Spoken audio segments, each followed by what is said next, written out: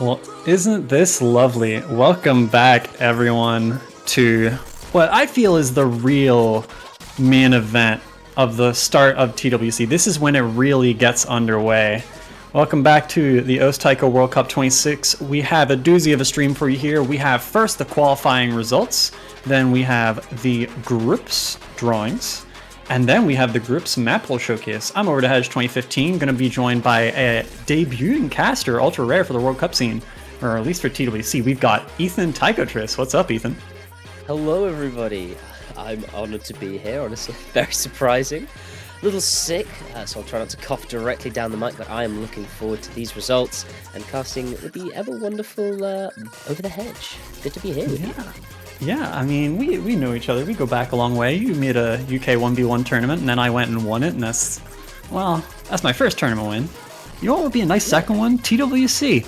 Well, I'm not sure how that'll go, but yeah, we do have a first order of business here, and it is going to be the qualifier results. Couple things before we start. First of all, to be quite frank, the pool was very easy, and there are a lot of top teams. Expect fireworks towards the top end. Expect a lot of scores near to Team Max. Ethan has seen the results. I opted not to view them, given the chance, because I want to be surprised too. Here's how big of a deal TWC feels like this year, right? I've been playing this is my 6th year. And past couple of years, I'd have like maybe a party, like just my teammates who want to watch party. This time I'm having to turn on like 3 different watch parties for just this stream to cast this showcase. That doesn't happen. So people seem to be coming around to care for this year. Changed to 2v2, maybe whipping up some hype. Second of all, because the pool is so easy, you know what that means? If Japan make a mistake, the window's a bit bigger than usual. Of course, the team that has won the past 13 and been first in every qualifiers run we have ever had, maybe closer to mortal than ever. We might see some real serious stuff near the top, but we'll have to get there, and it's got to be a while before we get there. We have 45 teams to go through, I believe, and I think we should get started. Exactly. And starting us off is, unfortunately, Belarus. Seeding at 43 this year last in every mod category, although coming up 42nd in the no mod 3. And yeah, just a 2-man team here of Quinq and Forien. But you know, listen, always good to see teams come out and do qualifiers for World Cups. I don't know, was this more teams than last year that have attempted qualifiers? Yeah, of course the change from 3v3 to 2v2 enables a lot more countries. The other thing that enables a lot more countries is that this year we had a minimum team size of only 2. Last year, even though it was 3v3, you needed 4. This year, the requirement is so much more lenient, allowing a lot more countries to participate. Excuse me. Belarus, one of those, didn't make it past the bottom spot, but I'm sure they're happy enough they got to play in TWC this year. Not something they would have been able to do in any other format. No, exactly. And yeah, always good to see these teams come out, but yeah, not much more to say on them there. Commiserations for seeding last, but seeding at second to last at 42nd seed will be Guatemala of Max Tolini and Mochiku. There's a bit more variety here, coming 39th on the Attractor Dimension. So yeah, big score jump already. Belarus with about 1.1 mil average. So probably get both players getting about 500 to 600k. For those who come from standard, Taiko scoring skill's a lot higher towards the top. 500k in standard is like a 960k in Taiko kind of thing. The skill is a lot more top heavy. So this is about 800k it seems like on most maps. So like they can play the maps, but you need to be able to play them very, very well to qualify. The top 32 teams, just a reminder, will qualify. The top 8 will skip the group stage. So on to seed 41. I think it's going to be Ukraine. 3-man team of Sudoku 37. I can't pronounce that. And Kaloalel. I'll give it a go. Team, yeah. I think that's a Hepgodap. I'm probably wrong, but worth a shot. Yeah. Everyone deserves to get their name attempted by the TWC casters. You know, that is fair. And yeah, again, fairly got a 38 seed on the no mod 2, but again, pretty yeah, bottom of the drawings this group, but not doing it too badly actually. Some good scores actually on that free mod. Yeah, actually, 900k per player being right near the bottom is kind of telling. Lots of strong teams, at least strong enough to play like a handful of these maps. And on to seed 40, it's going to be Lithuania. Oh, look at that. the Lithuania place. bros. It's unfortunate, but look at that team of 6. The Lithuanian community is alive, and showing out for TWC year after year. I believe they had a team of 6 last year as well. They're still yet to qualify in recent times, but just having a full team is pretty admirable. And a couple of good scores as well. Hidden stands out. That Hidden's really good, actually, for them. Coming 34. I think between Ramos and Camper LT, I think they're the two Hidden players on the team, if I remember correctly. But yeah, this is a very stacked Lithuanian team. I think this is most of... I think between Bisu, Camper, and Ramos, I think that's the top 3 in their country. But they've been really active as a nation in tournaments recently. A big Lithuania fan myself, if I'm being honest. But yeah, doing very well on the Hidden. But yeah, unfortunately, still not enough to make it through. Yeah, as a lower seeded team doing well on Hidden's impressive, because a lot of the stronger players and teams are saying this is the hardest map in the pool. So props to them for being able to field 2 good players for it. But I don't know, maybe we'll see Lithuania with that renaissance next year, but this year, it's going to be a step back. On to seed 39. Oh, Belgium.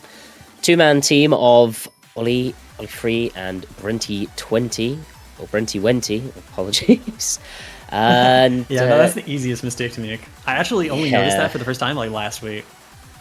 Another solid Hidden scoring, actually, at 31. Actually, top 40 and everything, apart from the No Mod 2 and No Mod 3, which is down just a little bit. But other than that, pretty good. I think this is a team mostly struggling from a lack of players. I know there are some other higher-ranked Belgian players. I guess didn't sign up, which is unfortunate for them. Not quite making the bracket, but you know what? Always good to see teams turn up, so yeah. Yeah, lovely stuff. Another team benefiting from the team size 2 minimum. But on to seed 38, who's it going to be? Romania. This is my favorite team in terms of roster construction, I think. So you've got Badu, who you probably know, and you've got Miku Hatsune Girl 10, tournament veteran, and owner of the username Miku Hatsune Girl 10. Like, isn't that so cool? And then you've got Sakupan Circles. Sorry, I got someone came in on me there for a sec. You got Sakupan Circles. I think this is great on the username front, but like mid to low 30s across the pool. Hidden proved a problem, but like they're able to play everything. It's just, again, strength of competition. I think strength of competition is going to be the explanation to a lot of why did they seed so low today. Yeah, it really is. But good team, always fun to... Miku, again, very active in the tournament scene. And it's always funny to see Badu turn up to a Taiko World Cup. I think he's done it quite a few times. But yeah, moving on to seed 37. Latvia. Another deep team. 5 players, Latvia. Hunty, I'd say probably the strongest individual player on a DNQ team. I don't know all the other DNQ teams. I might be wrong, but he's on the good side for sure. I think if you just clone 6 of him, you have a qualification contender, but this team not going to make it inside the top 39 on every map. I believe that's the first team we've seen like that. But again, you can kind of tell with the more and less accessible maps in the pool where they were able to get 2 1-mils on DT, but 1.2 on the Hidden, for example. Lower score on like the Techno mod than the other 2. I'd say it was the hardest to FC by far. So yeah, that about checks out. Yeah, not much more to say about them. Anyway, moving on to 36. Costa Rica. Ooh. Poi, Hotman, and Corone. I know what I said about Hunty just a minute ago, but Pui, some of Pui's solo scores are unbelievable. Although, of course, this is a tournament. Slightly different environment, not Pui's thing. It is Hotman's thing, though. Tournament veteran, been around forever. And together, they set decent scores across the pool. I believe this is our first team with a top 30 score on any map, 1960k. That's a pair of 980s, probably a double FC or close on Presenter, No Mod 1. But that's only good for 26th. Ethan, that's kind of scary. Stacked is this tournament? That is a scary score if that's 26th. Right? But, yeah, I mean, impressive No Mod 1 from Costa Rica. And the rest of the scores not really too dissimilar from each other. But, yeah, unfortunately not quite enough to bring them through into the tournament itself.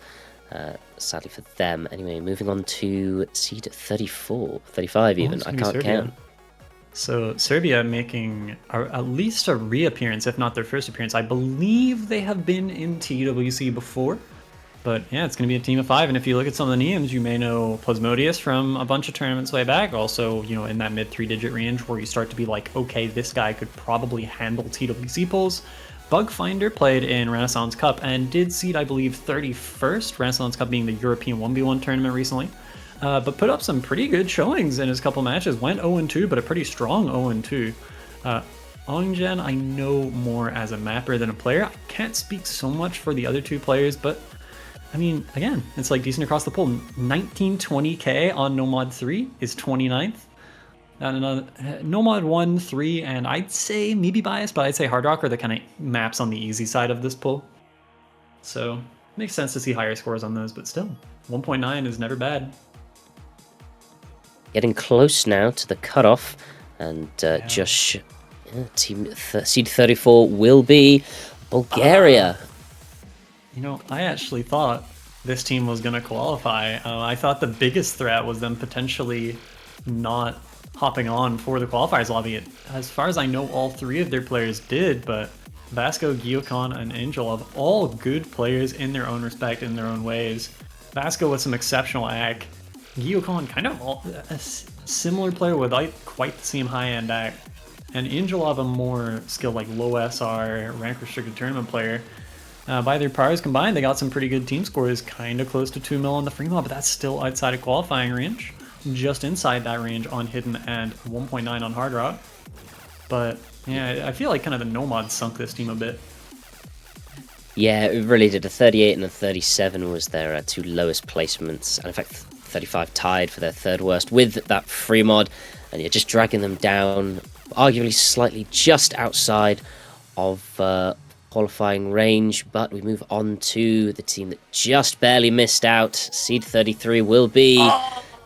Oh no. Dear. Unfortunately, it will be Turkey, comprised of Batu, Zmor, Flicker, and Arceus. And yeah, just missing out this year on qualifying for the bracket. Not bad scores all around, it has to be said. All of them, apart from that Nomad 3 and DT, just barely qualifying. But yeah, unfortunate for them. But, yeah. They might see the qualifiers results sheet later today and think, God, we were that close. I mean, I don't know the summer ranks difference, the total score difference that it might have been, but I can tell you if you really want, because it's quite heartbreaking, I'm afraid. Oh, do we even? Go ahead. Turkey had a rank sum of 227, and the next team above them at seed 32 had 226. So it was a 1 rank sum difference, and Turkey had a higher average score. So if they'd placed 1 map higher, they would have made it in. They would have had the tiebreaker, Turkey, but it was very close. Has very strong players. Fruko, you know, Neural G, now known as Basur Cam, that's probably pronounced wrong. You know, Magev, you probably know. They got a very strong run last year. They got their top 12 and they decided, okay, we can go chill now. And the remaining players not doing too bad for themselves. I honestly wasn't sure they'd be this strong again without those 3 a year out, but just about missing the cut. Heartbreaking for Turkey to miss the group stage in that fashion. And who's going to make it? Who pipped them to the post? Just making it in Argentina with a 2-man team of a Tenston Super Noob beating Turkey by a 1 rank sum to get into the bracket. You say 2-man team. I believe they are both girls. The diversity coming in. You'll have to see it. 2-woman team. Oh yeah. Anyone can play taiko. Anyone can play taiko. Very good Nomad 1 score from this team. 28. And yeah, very solid. Hidden slight weak point for them, but thankfully not enough to stop them from qualifying. Well, just about not enough. Yeah, I mean, you already told us what the difference was between them and Turkey. Terrifying stuff, but they just about squeak into the tournament.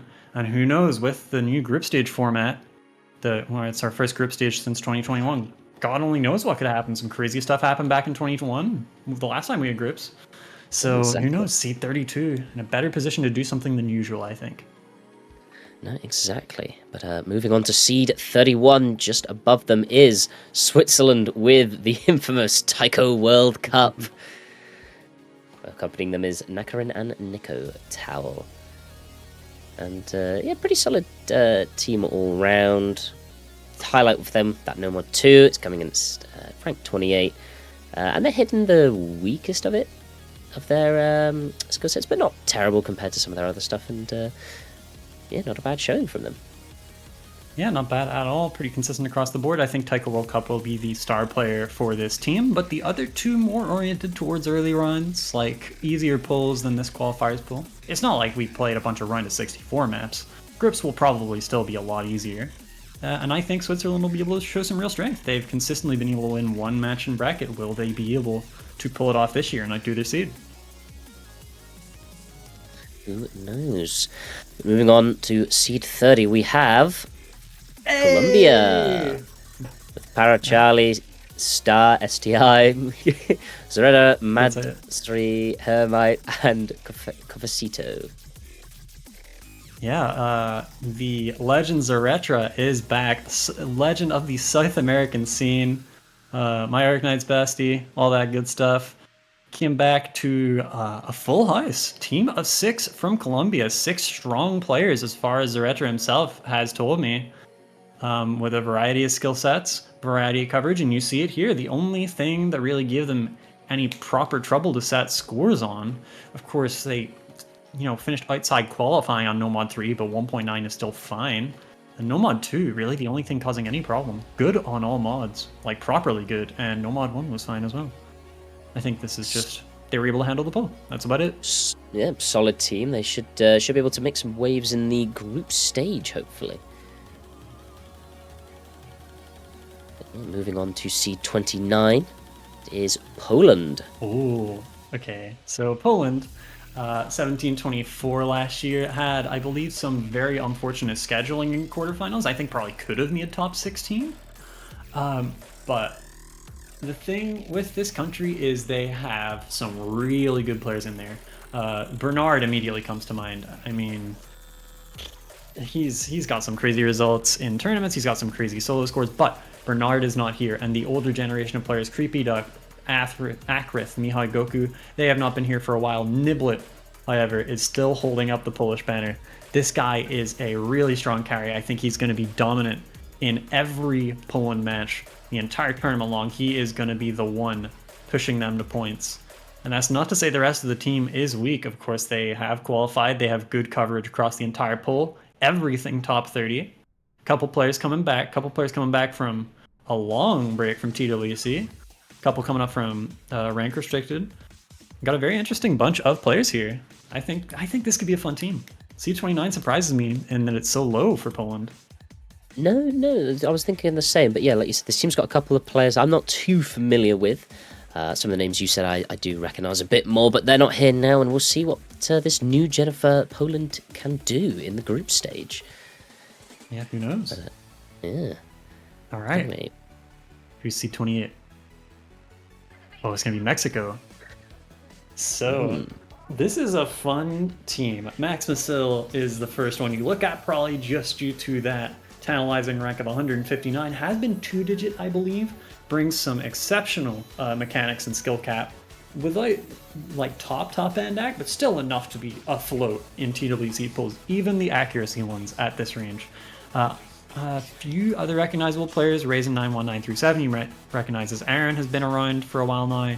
Ivan has gotten quite good over the past few years. Ioji is currently on the Seed 1 team of the 4-digit tournament Tart 5. A lot of recognizable names here. A couple in Milpa and Ait, great name to pronounce, that I don't know so much about, but you look at their scores, looks like they had 2 players for everything. That No Mod 1 looking pretty nice. Probably a double FC. Very solid score. A 1968 being ranked 22. Right? That's very scary for what we're going to get into. I think the top 12 is going to be hellacious. Oh, it might be indeed. Stay tuned. But before that, we have Seed 27, which will be Peru, which is Alan Magno, Pachikin, and Desinius. Hope I'm believe you may pronouncing know- those all I correct. believe you may know Decinius as Dinky, previous username. Maybe that's Patchkin, but I don't think so. I might be getting the two players mixed up, but Alamagno is the main attraction of this team. Not to discredit the other players, of course, but this guy is strong.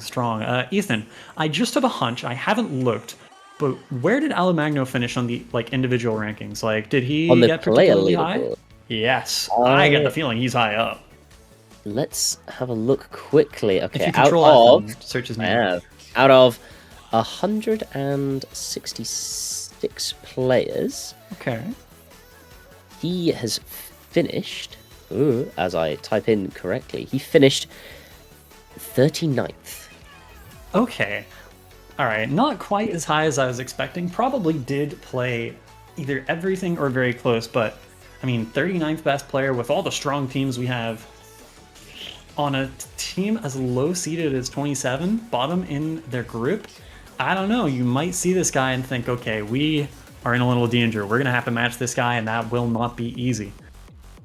Yeah, he's a very strong player, been around the tournament scene for a long time now. Patrick and I do also know, I think he's played in a couple tournaments, so there's some experience there as well. But yeah, just another solid team. One that could definitely cause some trouble in this group stage against some higher seeded opponents. These are definitely ones to watch out for. Do not sleep on this team.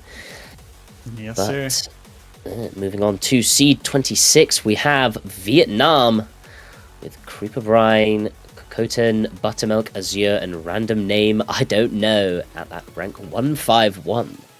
Yeah, so as Youngin always tends to say, and if it's anyone under like rank 100, Youngin's word is usually as good as gospel in terms of ball knowledge on players. Vietnam players, the lower rank ones are the ones you have to be terrified of. Buttermilk, rank 1100, might get like 4 SSs in groups, might get more than that. Can just destroy easy pulls. Also on one of those top teams in Tart 5, which I mentioned earlier. And yeah, I think act pulls favor this team. I don't think they have crazy skill cap, although RNIDK gives some of that. But I think if you have to play this team on an accuracy pull, you have to be afraid.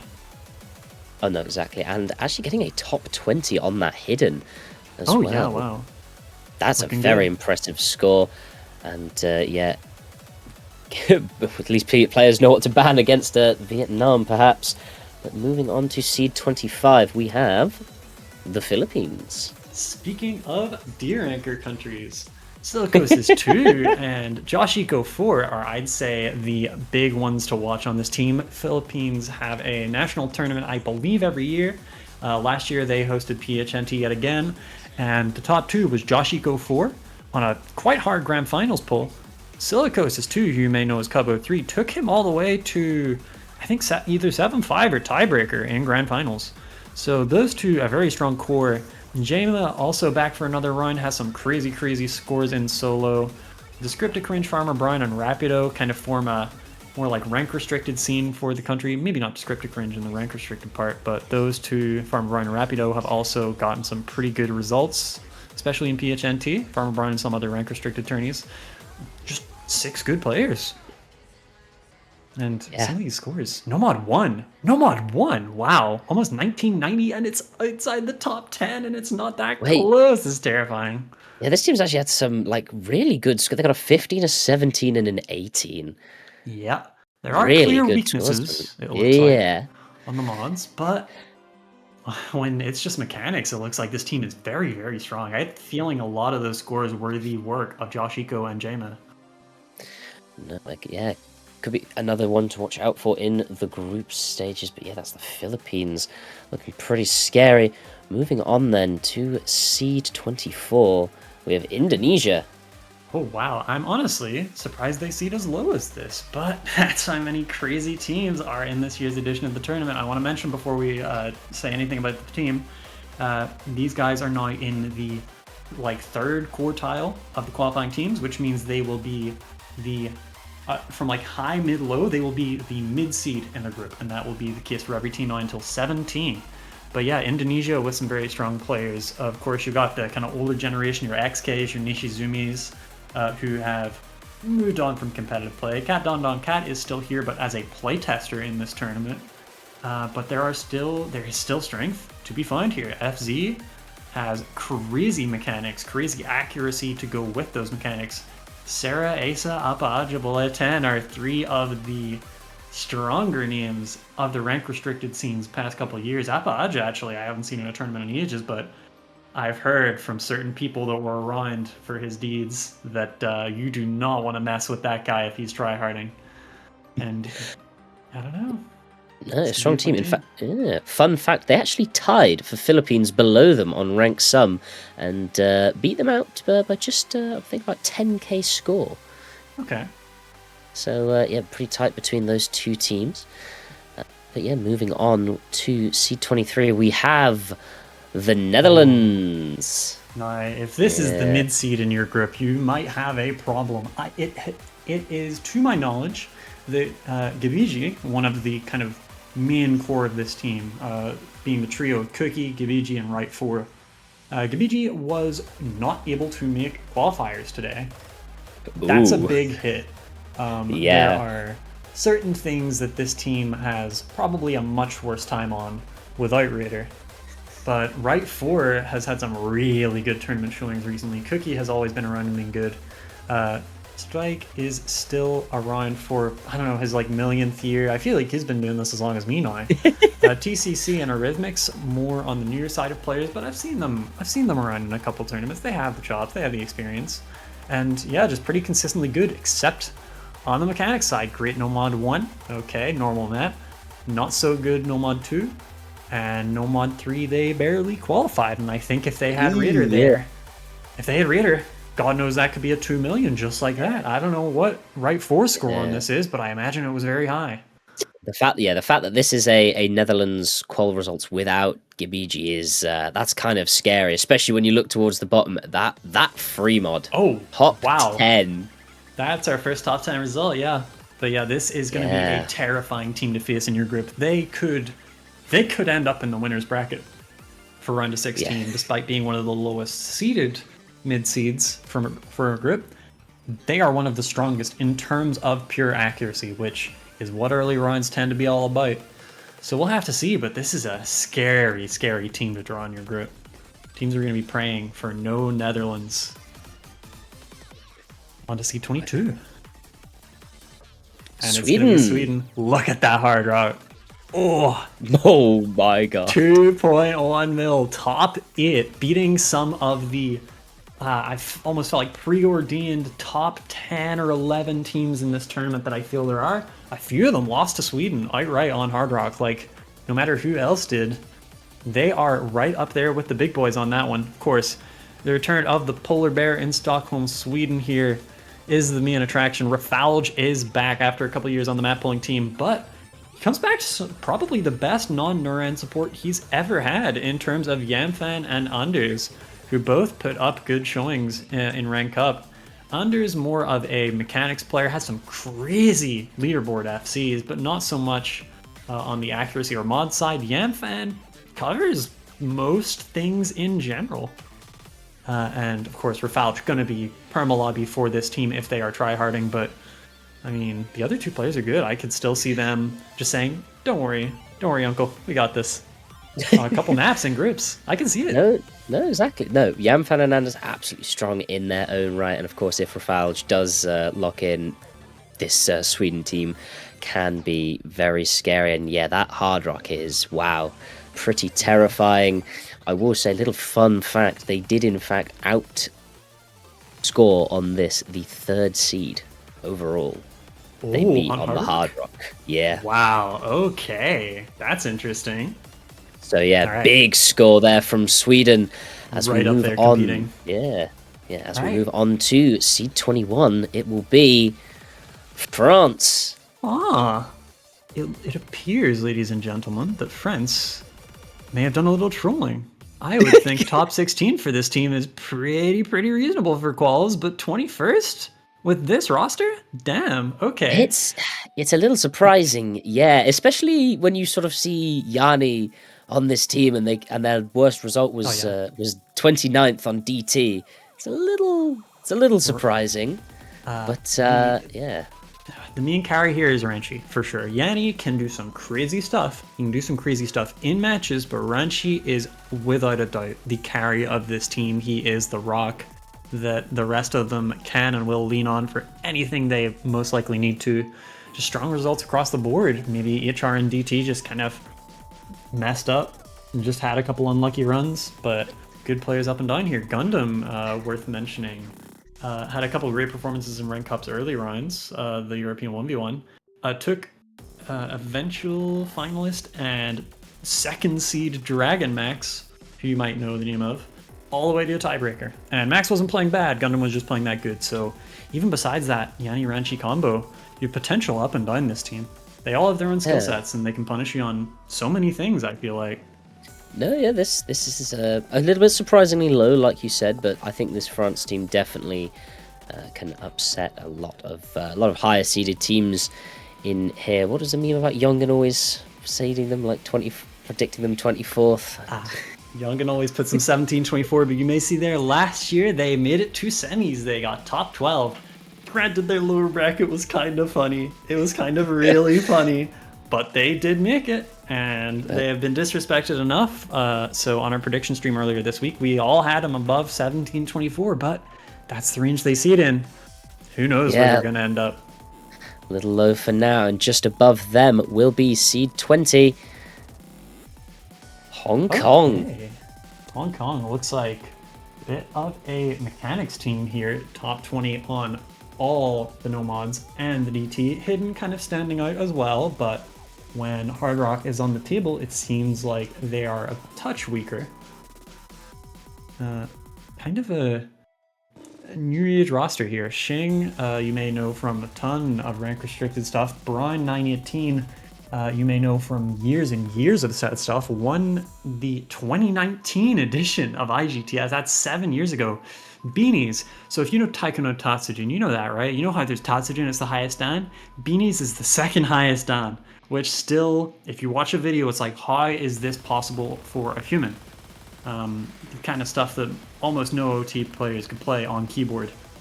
So unlimited potential in Beanies, I think. But we'll have to see how this team develops as the tourney goes on. I don't know, I think they're pretty good. Yeah, fairly well-rounded. Fremont lacking a little bit, but yeah, all in all, a very strong team. And seeded 19th will be Portugal. No.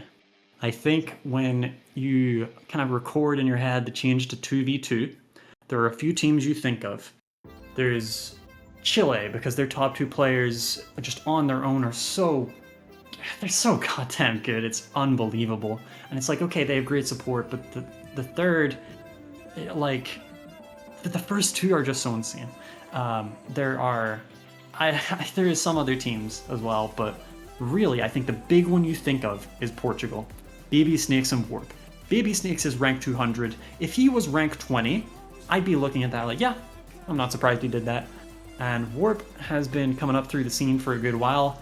As far as I know, the other two aren't really active and haven't been in a very long time. But yeah, some really good placements here. And Portugal in groups is pretty notable. The last time groups were held was in 2021. Portugal were not supposed to exit groups. They were third seed in their group. Only the top two placements would advance. They beat the UK in my first year playing TWC. Oh, that was that incident. Yes, I remember hearing about about to this. The bracket to play against Japan. So this year, I'm sure they'll be hoping for someone other than Japan when they exit their group, but they will be exiting their group one way or another. Yeah. Who knows if they're going to pull off another groups upset, though. We'll have to see. Will the UK be facing them? Who knows? Please Will no. be revealed. Trauma. Actually, yeah, no, revisited. I need my Panda Flash, so maybe that would be fine for me. Maybe. All right. Yeah. The Portugal duo of Baby Snakes and Warp aside at seed 18 will be Canada. Wow. No. This is an interesting team, especially when you see Austin Princess, a Scroot, and Coconut Human. I mean, this is just a stacked team every which way you look at it, actually. Yeah, Flicker, also another core member of that Tart 5 Seed 1 team named Troll. Obviously, Austin Great Princess, team who name. you might know as Dizzy. You know what? I'm gonna say it. He is like the only person other than Peaceful who you could use the words best hard rock player in the world for and not be laughed out of the room. He's also just a god at every. He chooses a skill set, right, that he sucks at, and then 1 month later, And he just plays it. He is Yeah, first page level at it, and it's he's run it's out of skill sets. insane. Now Yeah, he's just getting better at everything. yeah, But it is a second player thing for this team, which is fair enough when your first player on everything tends to be Dizzy. A Scroot and Coconut Human have pretty opposing skill sets, which in 2v2, when you have a hyper carry, that's very nice. And it has led them to some pretty good coverage. Something tells me that that 12 on Hidden is the work of the Dizzy and a Scroot combo. yeah. Very strong combo. There are some pretty low scores in here.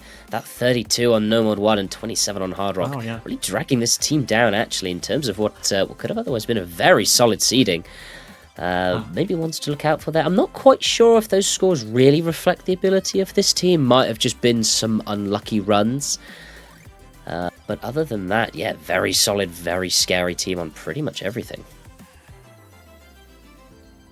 Yeah, moving on to seed 17, Right, so Finland.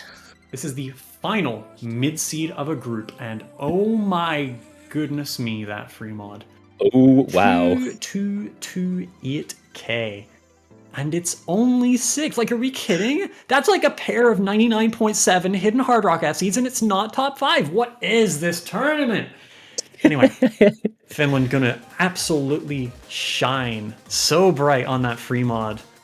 A couple maps not quite there. DT, no mod 1, so the kind of raw mechanics maybe giving them some trouble. Everything else kind of in between, quite good on no mod 3 and your standard mod picks. I think a lot of this was going to be the work of the Banana and Anti combo, who have constantly, who have both had tons of just exploits over the years, not been so active in recent times, but they have some huge wins of their own. BFKB 113 PBK, yeah, like the keyboard. Very well known name. Megamela. Insane mechanics. Not so accustomed to the tournament setting, but can still pull off some crazy stuff in a match. And Gamer's Decision. If you've seen a hard ranked mapper in the past 2 years, you've seen his FC on it. He FCs everything. Not to be left out is Dusky, who just, I don't know, I feel like this guy's just clutch. Like, he's just clutch. I don't know. I feel like he can kind of do a bit of everything. Don't put him on Hard Rock, but put him on Hidden and just watch the fireworks go.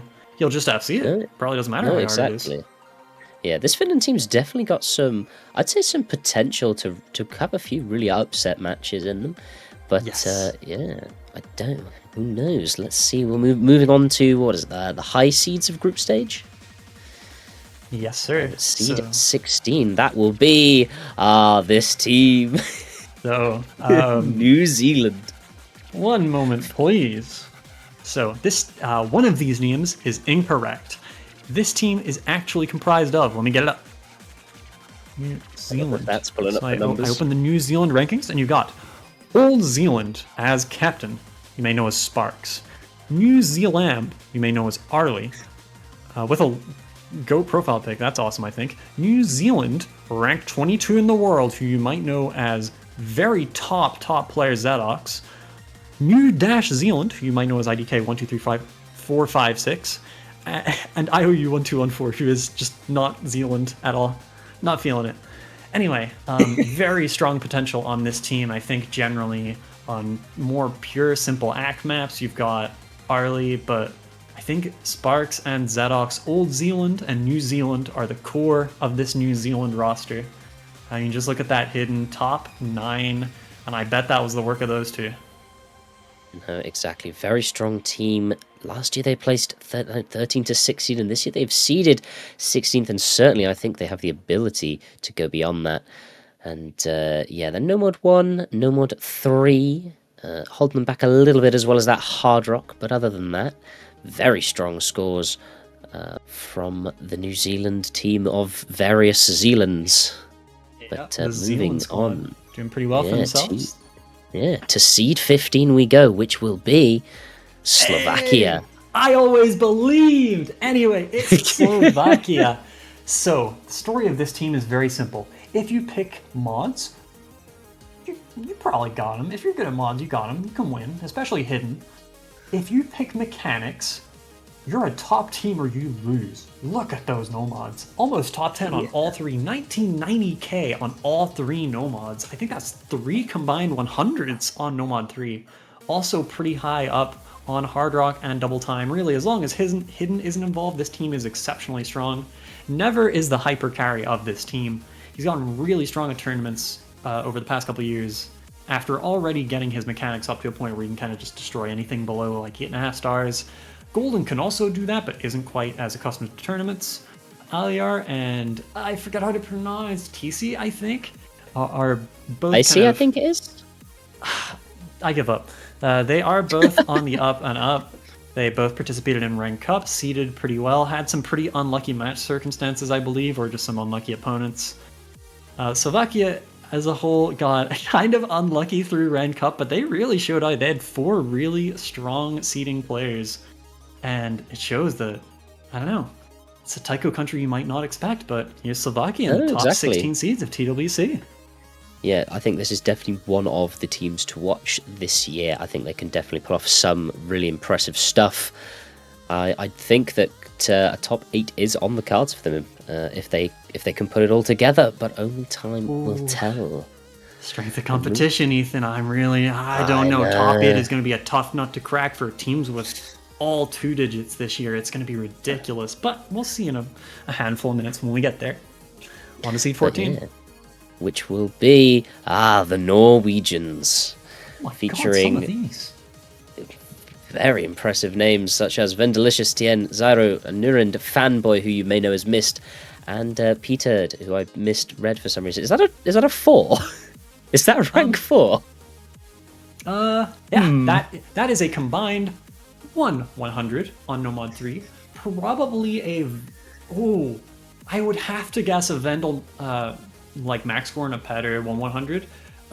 Tien, you may know as Defectum, one of the most notable why is he that rank players in the game mode. He'll show up to open rank and compete with guys a quarter of his rank, and he's just legit really good at the game. Just the rank is a number for show with this team.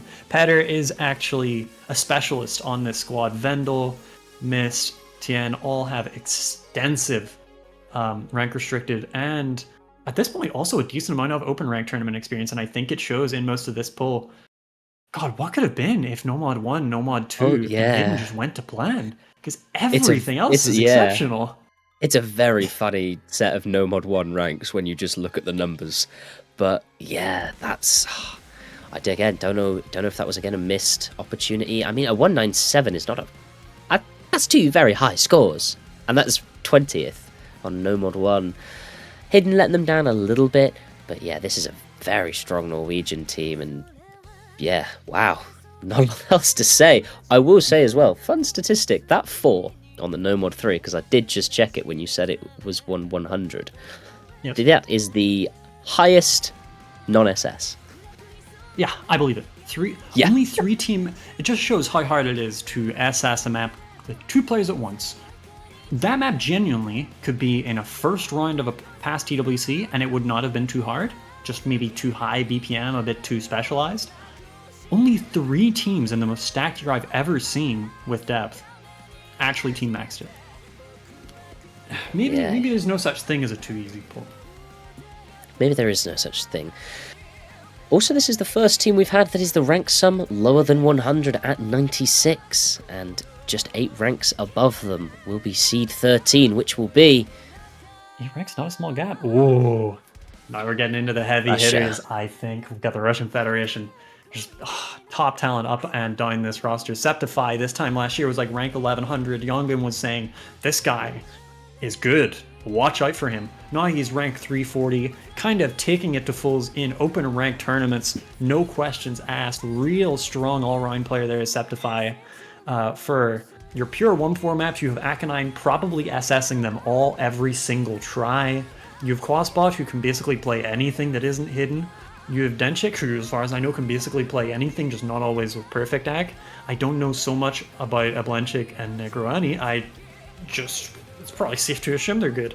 Russia have such depth of talent. It's actually kind of crazy. Yeah, this is an insanely strong team coming in at seed 13 with a rank sum of 88. And I will say the team above them at 12 also has a rank sum of 88. And it was tie broken on average score, and Russia lost out by 2,000 score. Oh, and without even any real like, okay, free mod is low, but it's like that is still better than a pair of 1 mod SSs, and it's 22nd. Oh, this is terrifying. Scary round. Scary. Exactly. Right, what do we got? And who's 12? Seed 12, the team that just pipped Russia, will be the Germans. There's something very important on your screen right now, and I think you can guess what it is. Yes, there is. 2 million on No Mod 3. I'm gonna be real. If that was anyone but FRZ and Dragon Max, I'll eat my hat. I'm not even wearing one. I'll buy one just to eat it. So FRZ, one of the members of that hallowed 2023 team that was this close to second place, but still got third on the backs of Mine Kuchi and Mob W's just weekly heroics.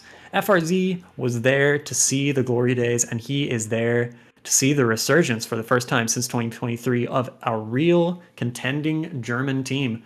Dragon Max, he can do anything, man. This guy is insane. I teamed with him for Jort, and he was a rock on basically anything you needed him to do. He was like, sure, I can do it, and he would do it.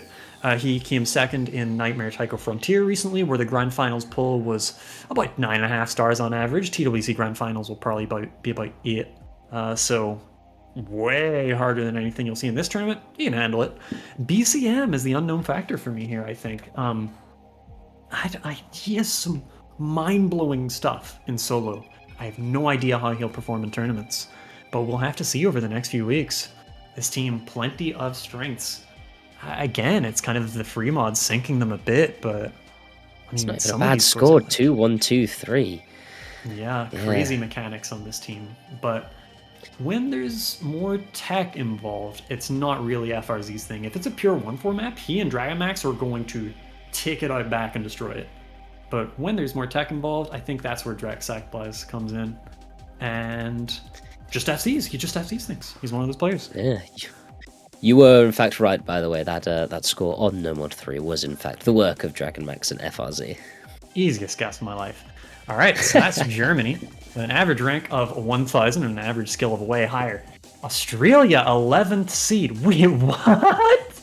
So, this team has Frosthetic and Jai. Jai is the second best player on this team. You don't know how crazy a thing that is to say. He is so good, and yet Frosthetic... Ethan, where did Frosthetic finish in terms of individual rankings? This is going to be a low number. Just scroll off to the top. Where is he? Oh, yes. Would you like to guess, Mr. Botched, where he finished? It was a single number. Third. Bingo. That's my guess. Seriously? Yep, he was third overall. Average accuracy of, like, I'm guessing 99.85 or something like that. FC across all maps. 99.86. Am I just this smart? I promise you I haven't seen this sheet. But yeah, absolutely. And frankly, if you clone Frosthetic, this team is seeding top 3 without any question. Jai being the one that limits this team is such an insane thing to be saying. They can go so much farther than 9 to 12. Even last year's 17 to 24 placing was some massive trolling. It was one of the biggest TWC upsets I've ever seen when France beat them. I don't know. This team can do anything. They could finish like 5th, 6th. They could finish like outside top 12. But there's a big range on this team. Yeah, big range on this team, like you say. There's a lot of high expectations placed on them, but like you say, we've seen it come all undone before. Jay, by the way, seeding 16th overall in terms of players, so not too far behind his countrymen, all things considered. So yeah, very strong team, but will they go the distance this time, or will they get tripped up? Who's to say? Yeah, and seed 10 and 9, by the way, have the same rank sum. And unfortunately, Mr. Botched, it will be the UK that is losing out on that average rank and will be coming 10th. Okay. Not a not a bad seeding by any stretch of the imagination. And of course, this team is made up of Eloise, newly minted captain this year, who got that position After her because of a performance in Ren Cup. Third yeah, place, and rock give paper Nuran scissors. a run for his money. Yeah, beat me in a game of rock, paper, scissors. I was the captain last year. I'm on screen. It's me. Look. All right, There he 192. That's is. me. So, I think this is the biggest depth team in the entire tournament. Our team sheet has, a column of like player one for the map, player two for the map. For qualifiers, I think nobody had more than 3 maps until we realized a couple of our guys are in kind of trouble and we'll need Bobby and Nia to play all the mechanics. And they did that, and they did great. We did great on the mods. Free mod, because our second free mod player, our second HDHR, had just straight up computer, like had a power cut. We had to get Eloise to learn the map in like 10 minutes. Wasn't quite enough. I got like 11, 15, got like the score of my life. But Eloise unfortunately low rolled. Can't really blame her. Like, this is 6 players who are all on the same level overall. Big rank range, but if you ask me who's the best player on this team, I can't answer it. If you ask me who's the worst player, I can't answer it. Okay, I'm the best No, player on this like is groups.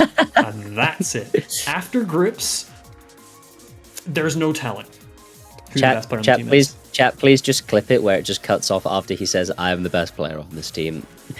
Just really funny. But yeah, UK Words have been team. taken out of context. UK team very strong. That No Mod 2 as well coming in at number 4.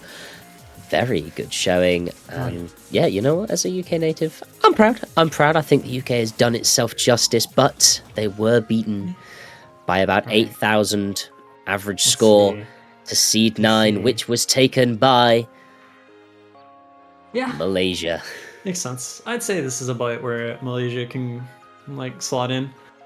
So this is a D ranker team. I'll be like, Cord is the only player here who shouldn't be like a millionth of his current. Okay, Cord is the only player here whose rank I see, and I'm not like, what? And actually, no, I kind of am like that. All of these players are big D rankers. Jerry, ranked 560. He can handle his side of the pool. In fact, I'm not even gonna bother going through all. They can all handle their side of the pool. They cover pretty much everything. Mechanics was pretty unlucky for this team, and look, Mechanics was pretty unlucky, and all the nomads are above 1980. What is this? What is this pull, dude? This pull should have been around harder, and I think the next 8 teams are about to prove it. But yeah, Malaysia, great on the mods especially. And if your team hasn't come up yet, congratulations. You don't have to play the pull that we're going to show you later.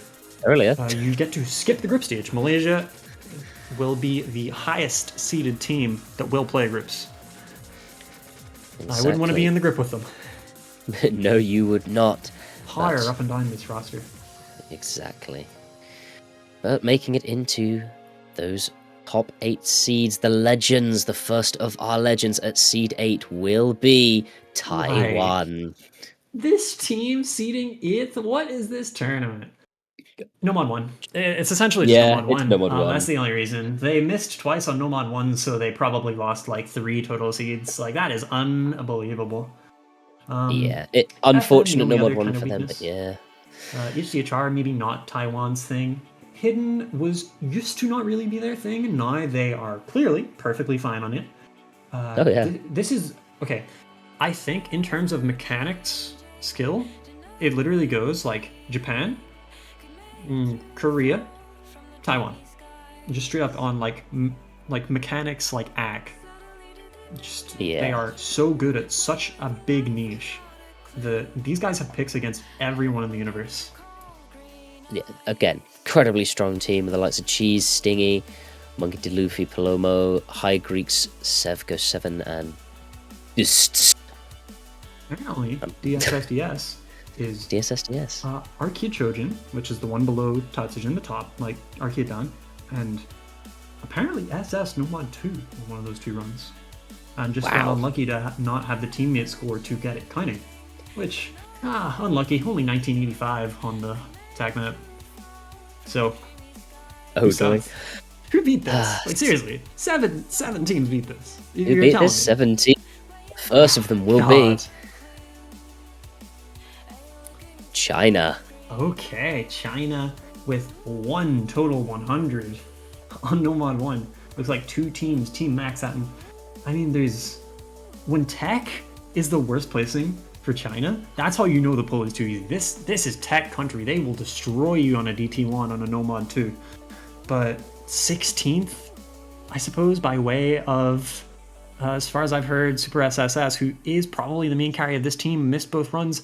This is max strength China. Super is a god. KK is a god. Sakuraba Amma, you may know as Shokan91, is a god. Michael is rank 2000. You could just cut the 4 out of his rank. Bingo. Formless, another rank restricted, really strong player. Probably the weakest player on this team and would still be carrying most of the teams in this tournament across the entire pool. Minato, one of those SS players where you see him load into the lobby and you just know that he's about to get like 99.8 on like finals hidden 2 or something. This team is very, very stacked, and personally, bit of bias, I am rooting for the China team. I feel like we've run into them a few times, and it's always a fun match, and these guys are great. And you've always lost, yes. No. Well, yes, but no, don't do that. Don't do that to me. I already had to mention Portugal. I'm already opening every wound. What is wrong with you? Listen, it's not just TWC. A fun statistic: the UK, when in any country tournament ever, has never beaten China. Yeah. So. And one last white whale for the UK to conquer, maybe. And one last white whale, perhaps, for China. Going to be achievable this year in the form of the badge. The top 3 placement. They have been top 6 multiple years with similar rosters, but this I think is really the year where they have everyone. I think this is the first year I've seen them have Super, KK, and Shokan all at once. They have all the supporting players that can actually do things with that strong of a trio. I think this is kind of a 3v3 coded team, but 2v2 is going to have to be the way that this team moves forward. Will China do it? But Seed 6 just above them, a team, I'll be honest, I was surprised to see up here. But maybe I shouldn't be. It's Italy at Seed 6. Yeah, no, this makes sense. So, Italy has a very simple team structure. A40 is a Japanese TWC player. If you see him as that, then until finals, you're essentially seeing what he is. He will just destroy every map, every pull until semis. And it's just a second player thing.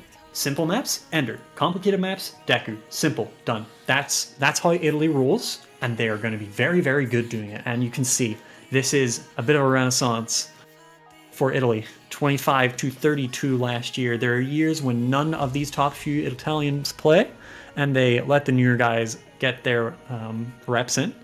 And then there are years where they take the mic and they put on a show. And this is going to be one of those years. At this point, for all remaining teams, the goal is the badge. It is top 3, and it's that simple. It's not like you're disappointed if you get 5-6, but what you want is that little shiny on your profile line. And these guys might be good enough to do it. Yeah, this is a stacked Italian team. Just that hidden, like you say, letting them down a little bit. They do have the likes of, as well, backing up these top players. They've got Megalovania Lol and Crix in there. Both these players a little lower in rank, but in terms of experience, both of them massively experienced tournament players doing very well in your likes of Ki Cup and IGTS in and AGTS in years gone past. But yeah, very strong Italian team. But just above them at Seed 5 will be South Korea. What? Yeah. Okay. South this Korea. Is a surprise. If Hidden is enabled, it appears they are the best team walking Earth. First on Hidden. First on free mod. With, I think, like 2 100s per map. This is the second place roster. This is the team you just expect to slot right behind Japan, give them the closest thing to the run for their money, and destroy everyone else. Peaceful is the best non-Japanese player in the world. It is not close. I'm really sorry, it isn't a little bit close. Won an open rank tournament last year, beating basically an entire Japan TWC team worth of players in 1v1s on his own. Like, Greep Teaver and EHZ for 404 got like 4th in this tournament. Peaceful just won it. He just straight up won it. He beat half the Japanese TWC in 1. Applers, you know him. He can play a jillion stars. His act isn't like top, but that's where Nanahita, Picari Sweat come in. 6ix9ine and I Love Marisa are kind of role players on this team. Like, they're going to be the specialists, but they're still pretty strong specialists in this core of Peaceful and Applers.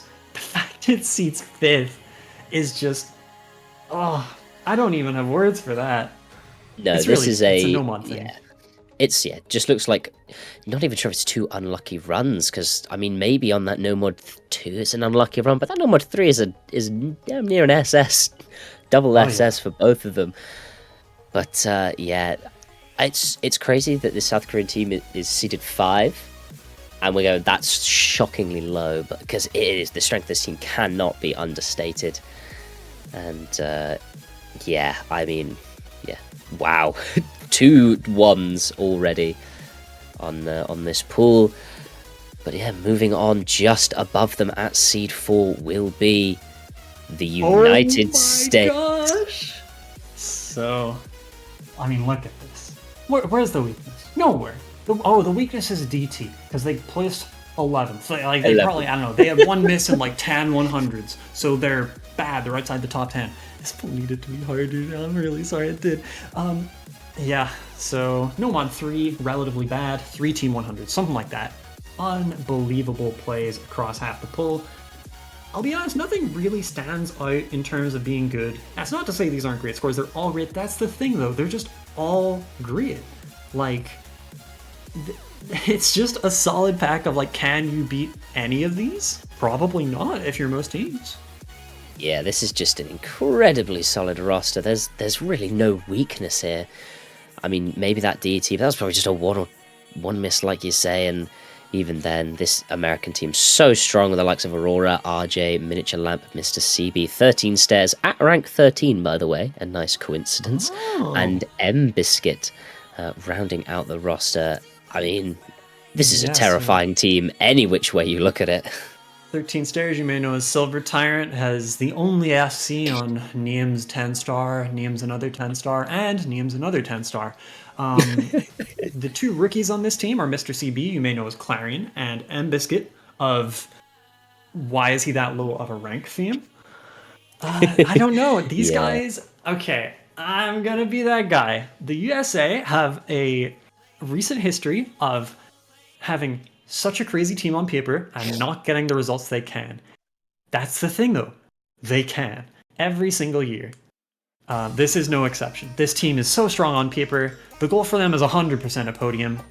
And I don't know. I mean, all there is to do now is win the matches. That has tended to be the hurdle, but they got over it in 2024. Yeah. It's not like they've never won anything. They have half of this team has a badge to their name from Taiko World Cup. But I'm sure they want a second one real bad. So the 3 remaining teams as we get to this juncture are Japan, Chile, and Brazil. 2 South American teams in the top 3 seeds. And Japan. Good day. Well, no, who's it going to be? Who's it going to be? On to seed 3. It will be none other than Brazil. Tying Korea for first on the hidden. Only 1 non-single digit placement. Like, you get like 3 100s on No Mod 3 and it's like, oh, that's pretty much our worst performance. Like, what is this? They basically SS farmed the whole pool besides the EHR. Second on DT. I think I actually have a very good guess for who got first, given it's a DT. I don't know. I mean, look at this team. This is essentially a powered up version of the team that got 3rd in 2021. The main source of that power up is Foxaru is so good now. Skid, Hero K, Kyomo, also Miwu can play like any map in the universe now. Was the first non-Japanese FC on the Galaxy Collapse.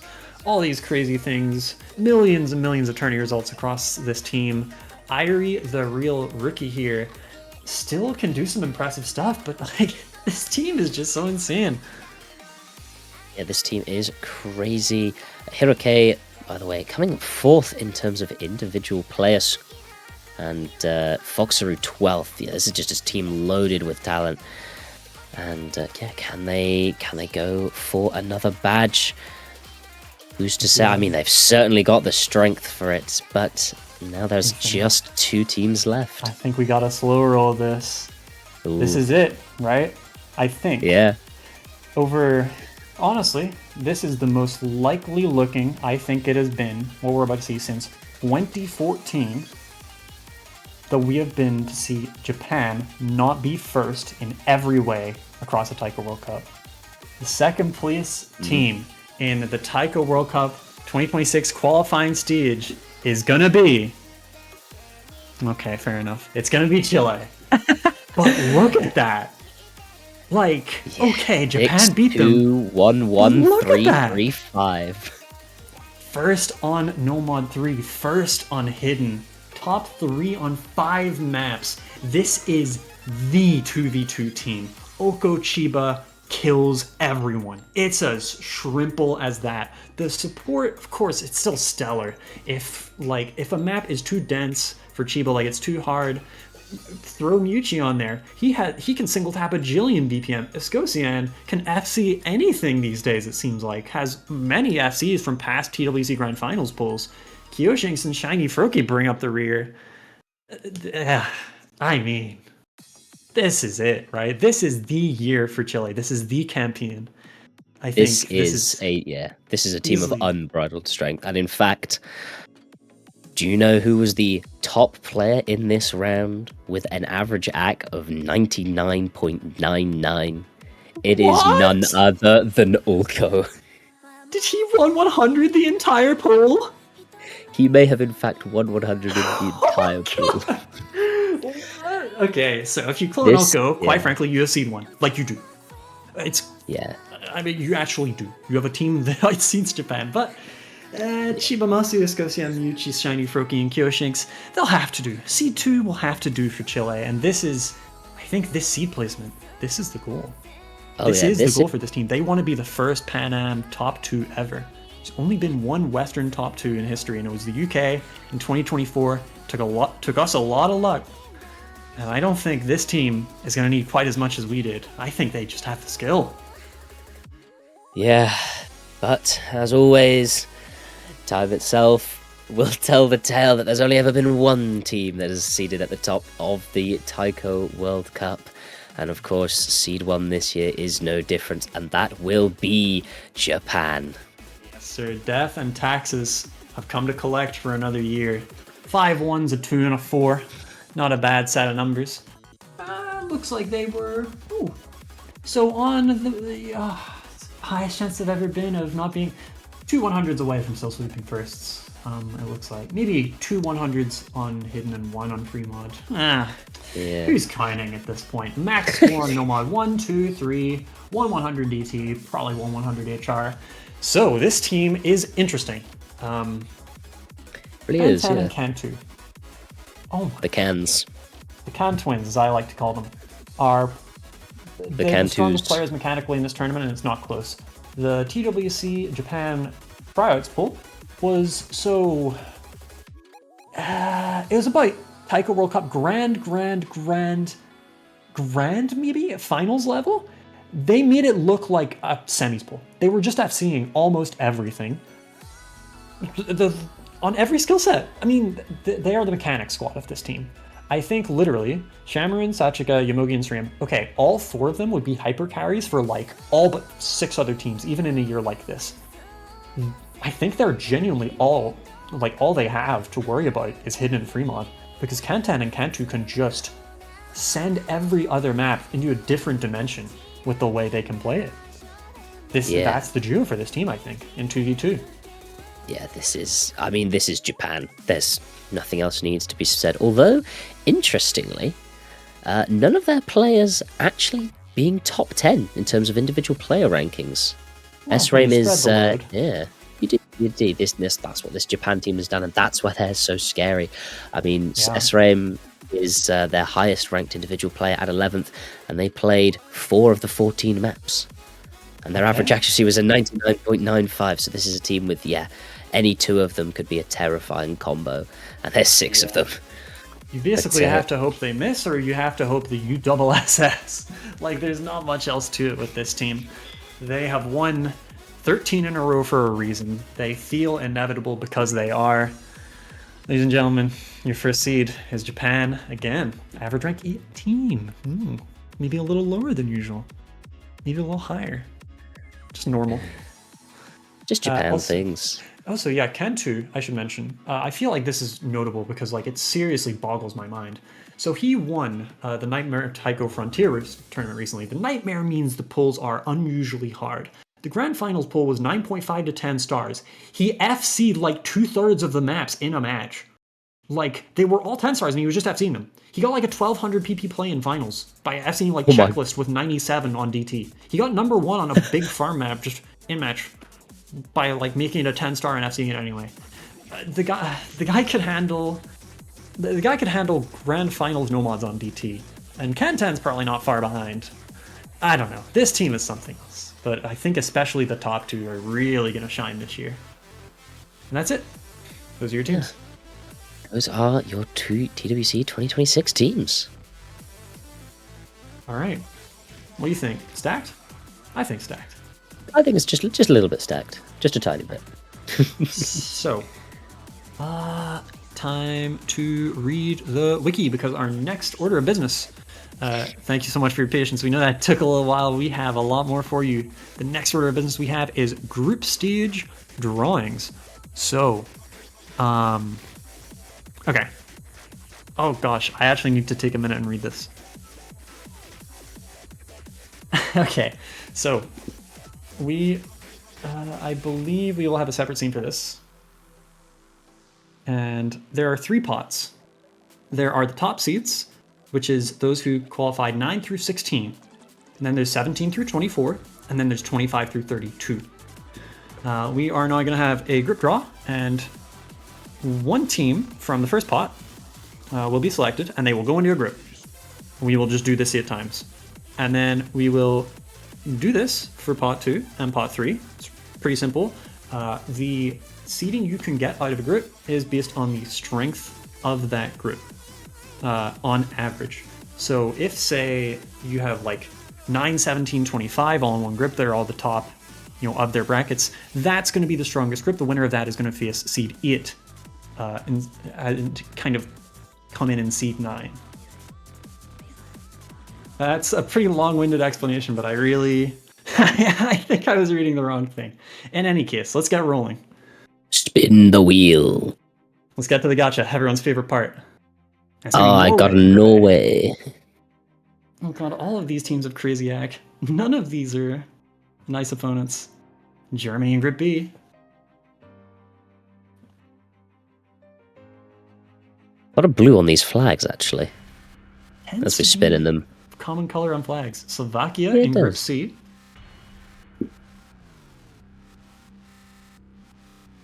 Malaysia in Group D.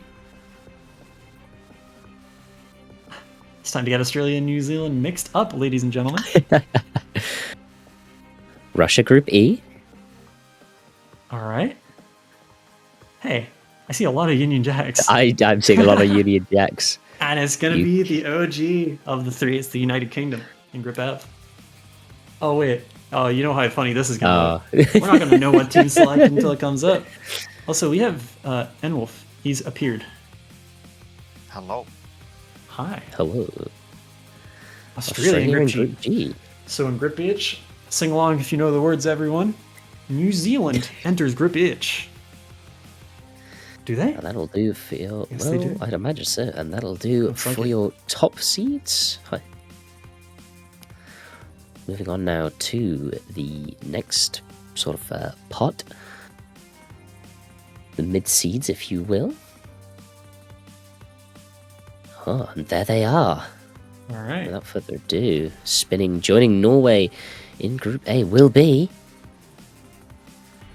So the groups will just be put together, just randomly, and the strength of each group will just be used to determine where you go in the bracket. So any team could get into any group here. We don't know. It's all RNG. Hong Kong going to be facing Norway in Group A. That could be fun. I can see it. Hong Kong do have some strong act players. Yeah, and joining Germany in Group B will be... Finland. Okay, this is the terrifying one, I think. Interesting match. Yeah, that is quite a scary group. For leader pulls, maybe not so much, but this team, oh, they could pull some serious stuff out on groups, let me tell you. Joining Slovakia in Group C will be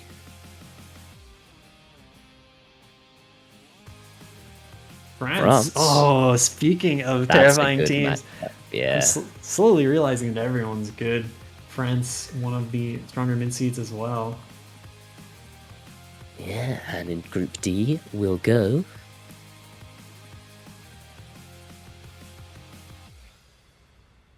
Indonesia. Malaysia. Hey, that'll be some easy Indonesia and scheduling. Malaysia. Huh. Yes, it will be.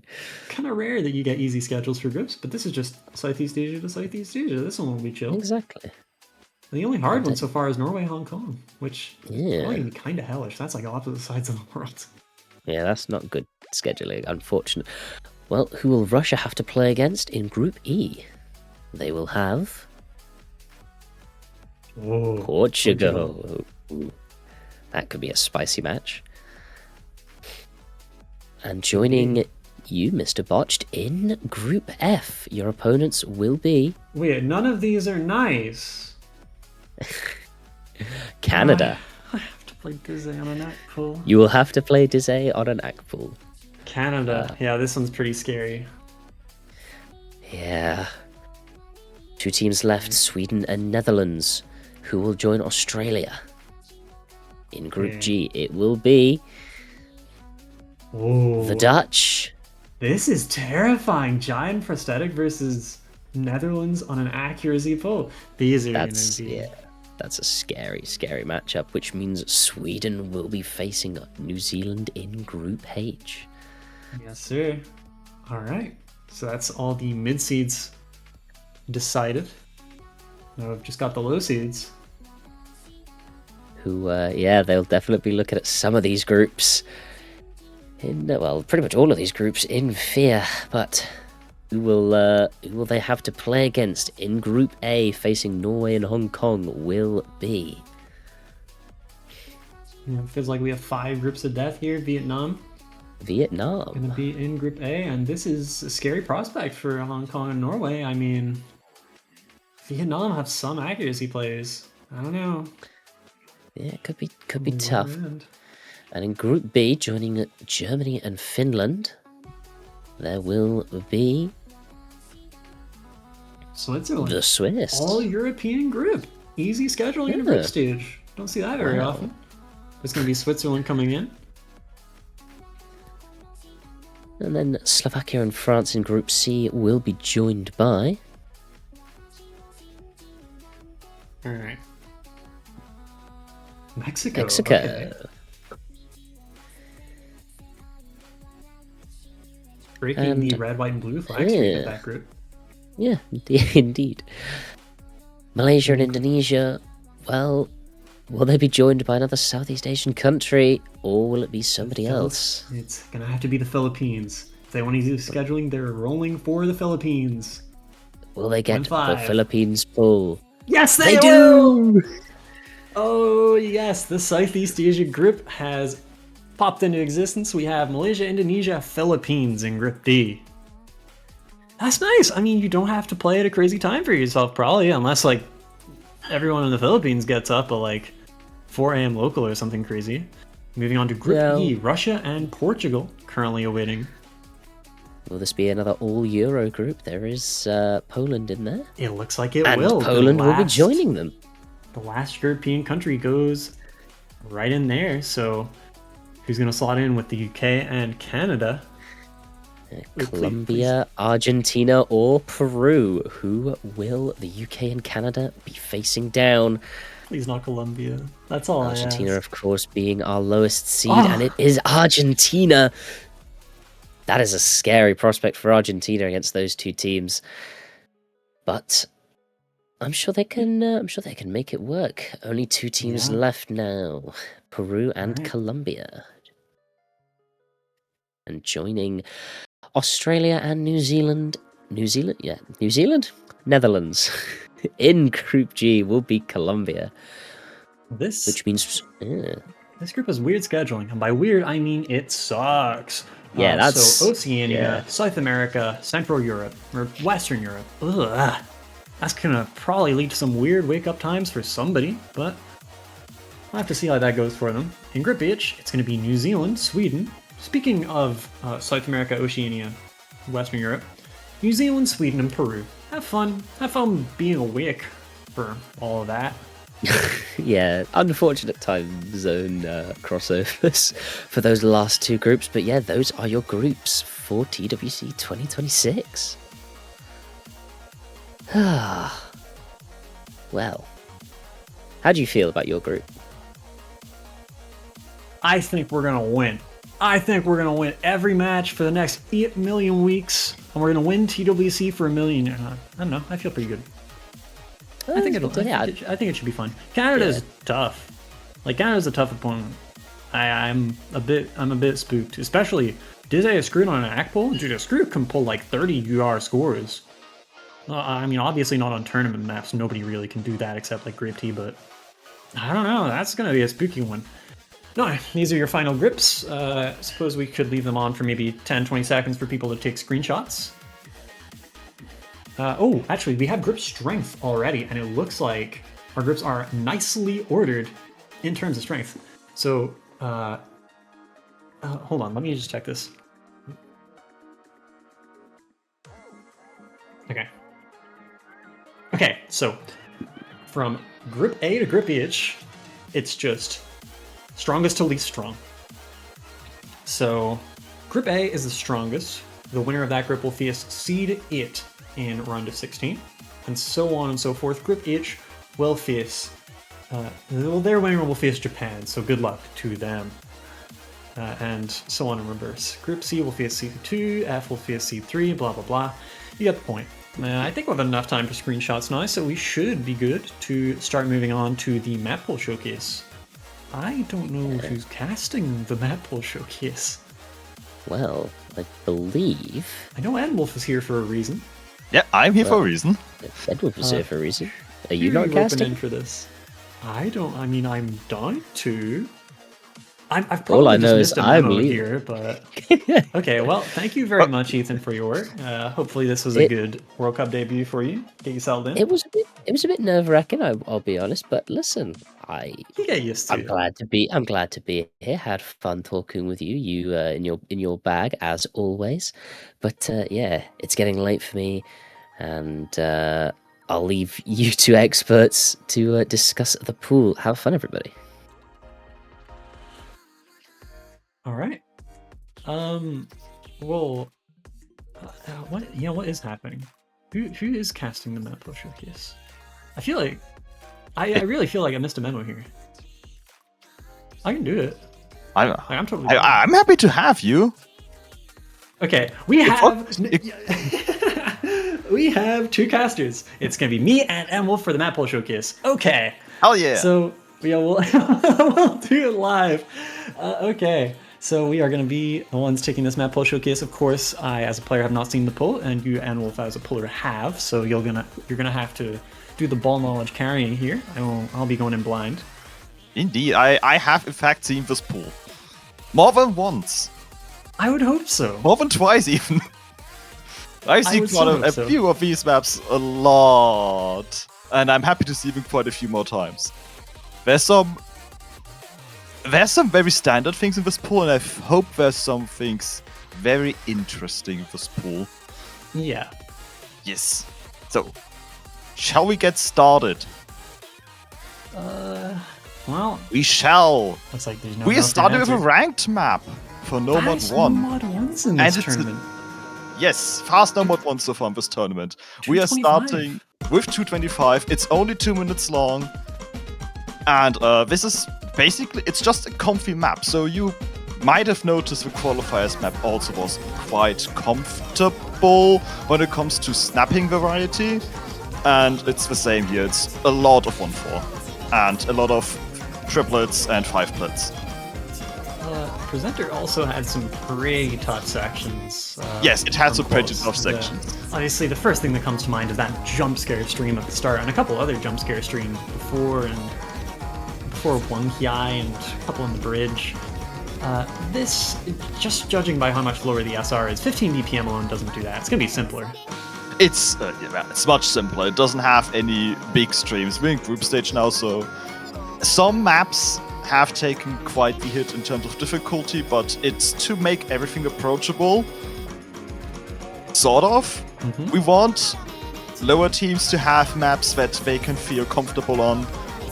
We will very soon have maps that will not feel comfortable on. Yeah. But this is definitely a comfort pick for everyone involved. Just the standard no mod 1.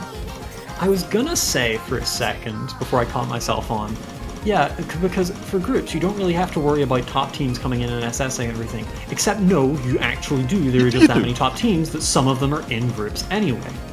Like, you're telling me like me and a teammate have to play Dizzy, a Scroot or something on this? Like, there are gonna be some mega SS battles between some 1s and 2s, I think. But it happens. It is an early round after all. Yes, I think it's gonna make bans funnier than usual because I think this type of map will actually be a ban target for that reason. We'll see as the pool progresses. But yeah, you have seen everything this map has to offer. I don't think there's anything left that's On the really short side noteworthy. for no mod 1 as well. 2.5 minutes, not so long for the consistency now. Yeah, it's on the shorter side for once. But people like short maps anyway, so... That's true. Yeah, mostly just, can you play 225 Inneroni? Once we figured out that you can, okay, here is your SS. Yes, this is a ranked section map. Yes. The end. Now, this map, No Mod 2, is not a ranked section map. It's a Sobrem song. If you know Sobrem songs, this is the perfect moment to be scared. It's also a Tusker map, so it's a really good reason to be scared now. You understand, yes. This map has every snap that you could make in the editor, and I've seen some things Tusker has written in the chat, and I couldn't really be bothered to verify them with the editor because all I could see was question mark snaps. Don't ask me on the specifics of ones that appear later on. Right now it still looks tame. Sort of. Are we looking at the same map? No. Are we? No, dude. This is crazy. But not this is... It gets worse. This is harder. This is like easily harder to SS already just from the first minute than Quals on No Mod 2 was. And looking at the Quals results, that's probably for the best. Yeah, so this is going to be, as I've just mentioned, a map that won't be comfortable for the lower seeds, especially I think because this is going to be absolute hell to act for everyone involved. I don't think this is going to be comfortable for like anybody. Yeah, exactly. Oh, a little bit of swing. Kind of a tech map with a little swing bone in its body, a little bit of that DNA. Am I listening to the same song I was happening to go? You got the genre switch and everything. Yep. We've left a medieval castle behind. And now we are raving.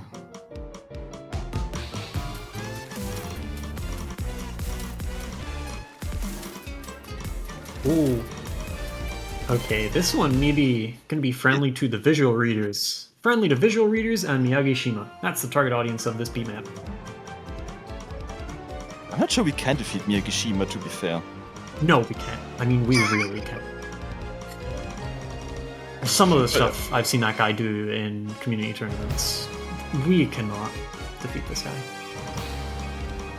You need to SR him out with like 8.5 star maps, at which point not many teams can actually play them anyway. And we are finishing the map off with a few evil finishes among other things that are still evil. Like, I don't know what these snaps are. They're 1-6, yeah, but are they really? Are really all of them 1-6? I don't know. This is going to be, yeah, it's a more evil No More 2. Feeling Tasque, it's like 1-5-2-15 instead of 1-4-1-6 or some like unthinkable thing like that. I don't know. Yeah, there was an absolutely cursed snap. I think it was a snap Tusker wrote in chat, and I'm like, how do you even time that? All right. But well, Yeah, nah, don't ask Yeah, me. I don't know. I'm not gonna know how to time the notes either. Hello, my team. Help me, please. Yeah. We're not going to get much more comfortable just yet. Nomad 3 is going to be an AABC custom, and it's going to be old style. It's I'm fairly guessing short that pattern means lengths. It's mostly hard on triplets. stamina. Yes. Yeah, okay. A lot of stuff that just looks tough to single tap already, and not so easy to ult either. Of course, Naran. Well, you don't give a damn. Look at this guy go. Side Probably review in feels- this back. Don't tell me about Tiger Naran. My grid demon, like nightmare. Those who know rank up. Those who know. As mentioned, lots of old style mapping. If you Yes. play like 2010 beat maps, this might You be should. familiar. You should. They're You fun. should definitely. There's actually some really good ones. Shoutouts to like Climb and Canarin and obviously Lepidopodos. But Lepidopodos is a different kind of mapping. Canarin was like Task A for 2011 maps that had no snaps other than 1-4. Yes. Hardest map creator of all time. Evil, yes. That's harder than it looks. Yes. That cut triplet, double cut triplet actually, that is going to be spicy to watch. I'm imagining that guitar break is going to, well, be a break for a few people. Thankfully the map doesn't... Okay, it does get harder. I would be lying if I would say it doesn't get much harder, but it's not going to go beyond the 5 pattern length. Generally the pattern length is not increasing, it's just going to be a few more 1-4 patterns in this last PI. AKI here. A little bit behind pace to hit a million score if you look at the map duration, so I'm assuming it's going to be density for most of the rest of the map. Yes. The outro is basically the same density as you see now. It has a really cool...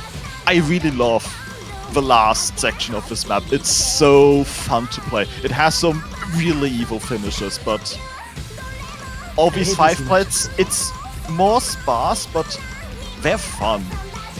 Yeah. That That's weird. big dawn after the KD. One Death. of those parts where the density isn't actually that high, but it just feels high. Not in that it's hard, but you just feel like you're playing a hard map when you're playing it. It's nice. Yes. One of those things, I think. Anyway, clean enough, normal enough map. Well, normal enough, maybe not the word quite accurately with those patterns. Yeah, it's not your usual Nomad 3 that is comfortable patterns. This is different. Gonna be interesting to see how it plays out. Next up is the gimmick map. Well, not gimmick, SV map. And actually, fun fact about this song, I was very close to mapping this for the qualifiers hidden. And I chose to go for the faster song. And I'm very glad I did, because this map is awesome. And I'm not involved in selecting the song for this slot. So it's a funny coincidence. So, GT reading map. Yes. I don't know about you, but I don't know about other people in general, but since I feel like they kind of got reading maps in general got to a degree shutted out of TWC in recent years, and as soon as they're gone, it's like a few community tournaments execute them well, and it's like, oh, we want them back. What happened? And looks like we're getting them back. There's weediness everywhere here. It's kind of doable to get this down in like 2-3 tries. Like, This looks maybe biased because reading stuff is like almost all I play, but this looks sight readable. it is sight readable if you're used to this kind of stuff. I'm personally not, so Yeah. I still haven't gotten the full combo, but I've gotten it down to like 5 misses, I think. This stream the section in cut streams. particular, yes, the cut streams. So there's a lot of standard stuff in this. All the cascading SV cut streams, overlap stuff, evil rhythm.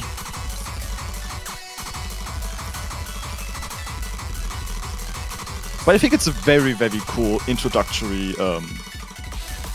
slider velocity map for a group Yeah. stage. I could see this be a popular pick for this week. Finally, a map in the BPM range where my hands don't yell at me. It's not like over 200 BPM where I just feel like only aliens can play this without suffering like near injury, like Nomad 1 and Nomad 3. And it's not like Nomad 2 where it's like, what am I playing? It's essentially 12 BPMs at once that I'm trying to singles tap. This is just, mechanics-wise, this is about as plain as it gets. There's someone sick. That's kind of it. Yeah, that's it. It's comfortable. Pattern-wise, GT mostly. SV map. Also, rather than... Oh, I wonder who the replay was. I wanted to point out, this is also original, by the way, from the Vietnamese National Mainnet Championship 4K 2025. Wait. Shoutouts to community tournaments. Oh, always. Keep the game running. Also, somehow involve BG without me being involved. Big W. Hey, Anyway, sometimes you just roll them. other Just things find that an never... MFPG. Yes. Sorry. Yes. Other things that never change. Nomad 5 is mapped by Xay. Yay! We're back! Dead honest, he's just the best. He's the best stream slot mapper. I don't make the rules. He is. So this... yearning little streams, I suppose? Yeah. I imagine this is a spiritual sequel to Attacking Vertical from last year's Same Ryan, Same Slot. Yes. The song by Zay. Yes, the idea was, wait. Shall we have another Femtinal song mapped by Xay? Yes. Okay, here it is. It starts off simple, it gets harder as the map progresses. So don't get too comfortable early on. Yeah, pretty comfortable, normal patterns so far. Some might have some trouble with the amount of KKKD in this. Personally, I find that pattern pretty hard, but I think it's the only thing so far in this that you could make a case for being a difficult pattern. Yeah. And a lot of newer players are going to have no trouble with that at all because, well, if you've ever tried to gain PP, you have had to play that pattern a lot anytime since 2022. It has essentially been the main driver of every farm map. So a lot of people are going to be very used to that kind of thing.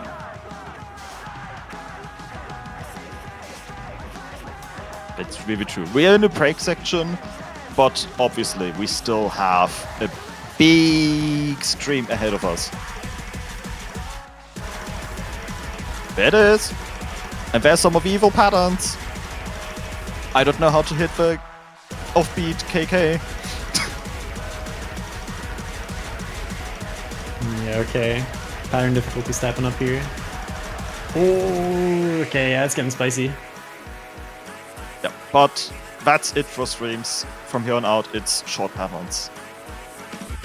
But it's 200 more combos, so if you miss in that PI, and you somehow, for some reason, have scores activated, you have to kind of pray someone gets an unlucky miss in this section.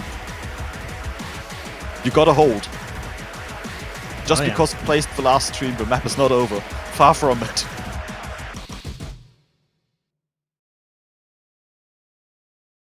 Yeah, these kinds of maps never over until the last node is hit. Always time for someone to lock up and, oh, there goes 50,000 score.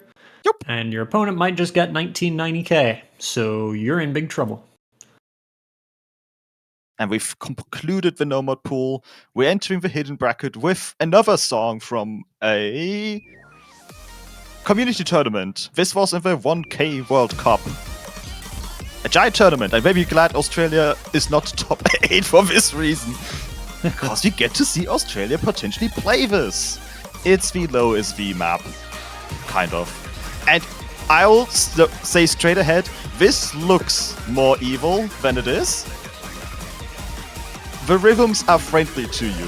They might not always look friendly to you, because hidden ones tend to be evil, but they are friendly. With that being said, it is still low SV and some patterns are evil by their coloring, but not by their rhythm, really. Yeah, I feel like that's the Japanese top player mapper classic. Even if the rhythms are normal, it's like, well, it's like they got so good at the game that they kind of just think every pattern is easy. And so sometimes they throw something at you like, hey, you can do this, right? And you're like, no, not really. Yeah, sometimes these top player maps do that to you. Yeah, there were a few streams in that section. This does look pretty moderate so far, though. And also, the BPM being as high as 160 means this doesn't really require you to be a specialist to play it. A couple bits are going to require a little bit of lock-in if you're not a specialist, like that just very little slow section there, but it's 5 notes. It's probably going to be hittable for anyone that can play any hidden. It's not going to be on the insane side of hidden ones that we've seen the last few years. It's approachable if you don't completely avoid playing hidden in your life. This section just has funny offbeats. There's a lot of players that completely avoid playing hidden for their entire lives. There is a lot of... Yeah, there. Even some of the top teams with people that probably could not FC this because hidden is just like that. It requires a skill set that nothing other than hidden teaches you, really. Some people do just get it anyway, but some people would need to practice a lot of hidden, I think. Hidden? I can understand not wanting to practice the mod. It's sometimes very exhausting to play some hidden maps in tournaments. They get evil because some people are ridiculously insane at reading these maps. Yep. People get good, so to make them struggle, you have to do things that would kill the average Victorian child, taiko player, person, probably a half of all top players. You have to do some crazy stuff to make top teams sweat. But this isn't that. This seems pretty modest. Gonna have some SS battles, but yeah, looks okay. And following up Hidden 1, we have something that reminds you of the Qualifiers pool. It's Hidden 2, Ganglion. Everybody say happy birthday, Agu. Rofo, also known as Agu the Mapper, is celebrating his birthday today. Happy birthday! Happy birthday, Agu, in the chat. Anyway, this is the beat map. It's Ganglion. Yes, it's 185 BPM and it's a lot of streams. Shorter ones, some longer ones. This is a longer one, but generally shorter ones. And it's just really, really, really dense. Like, we see the no count, it's 1150, it's 2 minutes long. There's not a lot of breaks. Yeah.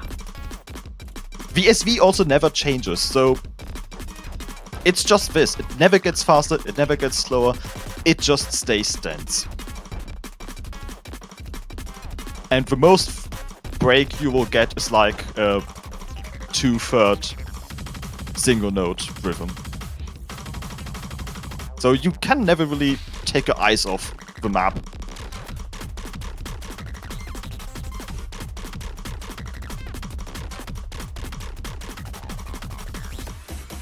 Personally, I think this is... 3-4. Yes. Hardest thing in the Mappool. Yes. Not accessible. Please nerf. Okay, it's a much milder use than the Qualifiers Hidden had, but the Qualifiers Hidden had a 3-4 usage that was pretty dastardly and got a lot of people for a lot of hundreds of misses. Yeah, that 3-4, the song just spawns it out of nowhere. At least this one just has you continue in a 3-4 rhythm. Massacre was like, kill your accuracy, now. Yep. And I'm very sorry for that, but I blame the song. Which I chose, so maybe I'm to blame after all. Oh well. No, I don't think we should ever blame you for anything. True. See, you get it. Anyway, that's Hidden 2. That was Hidden 2, yeah. It was just a dense map, and I think this is going to trip up a lot of players, actually. I think it's more difficult than it seems. Hidden 1 seems less difficult than it is less difficult than it seems. I think this is more difficult than it looks like. It looks too comfortable than it is, in my opinion. When I watch it, it's like, it doesn't seem that bad. Then I die. Yes. Thankfully, we follow this up with a map where we will probably see the most full combos on, which is, of course, Hard Rock 1. Yeah, the accuracy slot. Very accessible map, but on the harder side to get close to SS on. Exactly. Of course, there are certain players who will have an easier time even hacking Guitar 1s than other slots, but it's not that common. Yeah, this is also pretty normal Hard Rock 1. So you hear a lot of offbeats rhythms already, sometimes mixed with 1/6 bursts, and that's pretty much it for most of the map. VSV changed a little bit, but nothing that is actually a reading challenge. It's mostly about the rhythm going to cause some issues. Well, if I saw a 3-4 rhythm and this map is OD9, do you guys think this is Grand Finals? Like, what is that? That's impossible, and I need you to nerf it immediately. 3-4 is the hardest snap in the game. You guys should know this. I mean, yeah, a little bit tricky. Might get a couple hundreds out of people, but... yeah, this is fine. They don't know about the OD8 double time 1, which is only 3-4 rhythm. Aww. You had me. You had me OD at double time 1, like you had no idea how much you had me. Dude, I was so excited. Actually, high OD DT 1s are my favorite thing in the entire universe. That's all I'm saying. I mean, I know you're full. I'm just saying. You might be happy. I am happy. You know what? I'm on a grand old time anyway. 2 maps from now. Oh, okay. We'll see. We'll see. We'll see. Yeah. I mean, if you throw the OD and DT in groups, I will be a little bit astounded and a little bit scared, but it will play to my advantage, so I don't mind. So, funny doublets enter the song now, and they're both 1-6 doublets and 1-8 doublets. So that's the final tricky thing. You can kind of approximate it, is the thing. I know OD9 is high, but it's not that punishing that you literally have to know a difference between between 1-6 and 1-8 doublets in order to assess them. You can approximate it, and you'll kind of just be fine. As long as you approximate it well, you can still get it every time. Yeah, and especially at this BPM, you can kind of vibe with them still. Yeah. I think it works. There were evil doublets in the outro that were started as 112, transitioned to 1-8, 1-6, and 1-4. But they're gone. Other things are evil enough to act. And following Hard Rock 1, as usual, is Hard Rock 2. And as usual, this is the map that goes a little bit faster than Hard Rock 1. Okay. Thankfully, and you don't have to play more 270 BPM on Hard Rock. That was the kind of EHR2 bit of the Qualifiers Hard Rock, right? Was the speed section that scored like 216, but played like 270, very importantly. Kind of added a much higher speed requirement than you usually... I mean, in terms of BPM, higher than you see until Grand Finals EHR2. Yeah, this is... I think lots of people know this song. There's ranked maps of this. It's just kind of like Hidden 2, actually. The patterns are evil in a different way from Hidden 2, but generally speaking, it's just short-ish, long-ish 1-4 patterns of varying difficulty and 1-6 bursts in between.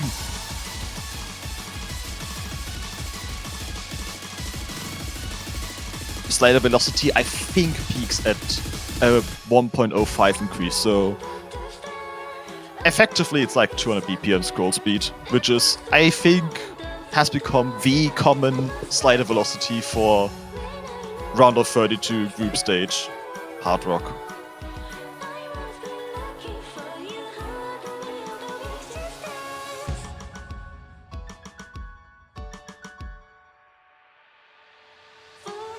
Forever.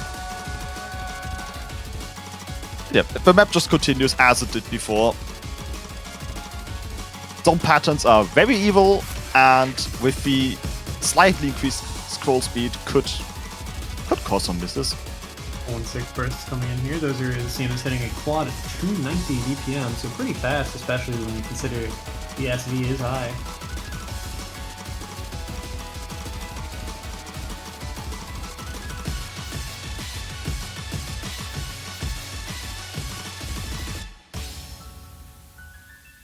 That is Hard Rock 2. That was the fast map. So, what if Justin was fast scroll speed?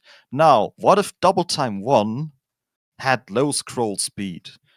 And what if Double Time 1 had 6.2 OD? Oh.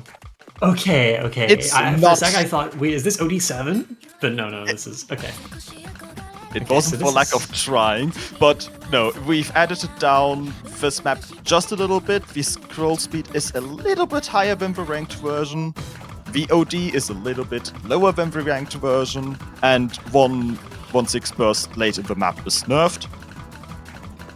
But if you see this in ranked, it's really, really tough to hack, but it's also, in my opinion, a ridiculously fun map. By AXA. Ooh, that little triple is gonna stave off so many SS ranks. Yes. On its own. And these patterns not so easy either. A lot of offhand action. Yeah, so not OD8, but I think with OD 6.2 before double time is applied, and with the patterns that exist in this map at the slightly reduced scroll speed, I think gets the high OD into double time a bit earlier than people are used to. At least for group stage. I think this is going to be tougher to hack than a usual double time one is. Yes. That 1-8. 1-4 into the triple? Oh, Yes. this is getting like 1 or 2 SS ranks still because some of these teams, but it's not getting many with that. That's brutal. It happens. The 1-8 triplet happens before every key eye. The 1-4 into 1-8 triplet happens before the last 2 key eyes. Can we turn up the hit signs? These are fire. Oh yeah, this map has custom hit songs. It's so was thinking, they're like- so good. I was thinking like these weren't part of the. Oh, there we go. No, that's like awesome. These must be part of the map, yeah. Like Yep. that was my first thought. It's like the skin cannot have possibly had these the whole time, and I just didn't realize.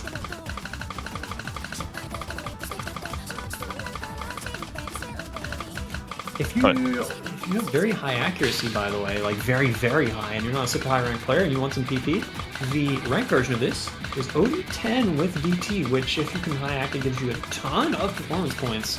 Easier to read because of that HR kind of canceling some of the SV, and it is ranked.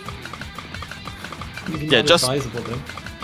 Yeah, the ranked version goes down to I think 0.5 SVs on the last key eye, and we've removed that extra slowdown. It just goes down to 0.75, which is already slow. Yeah.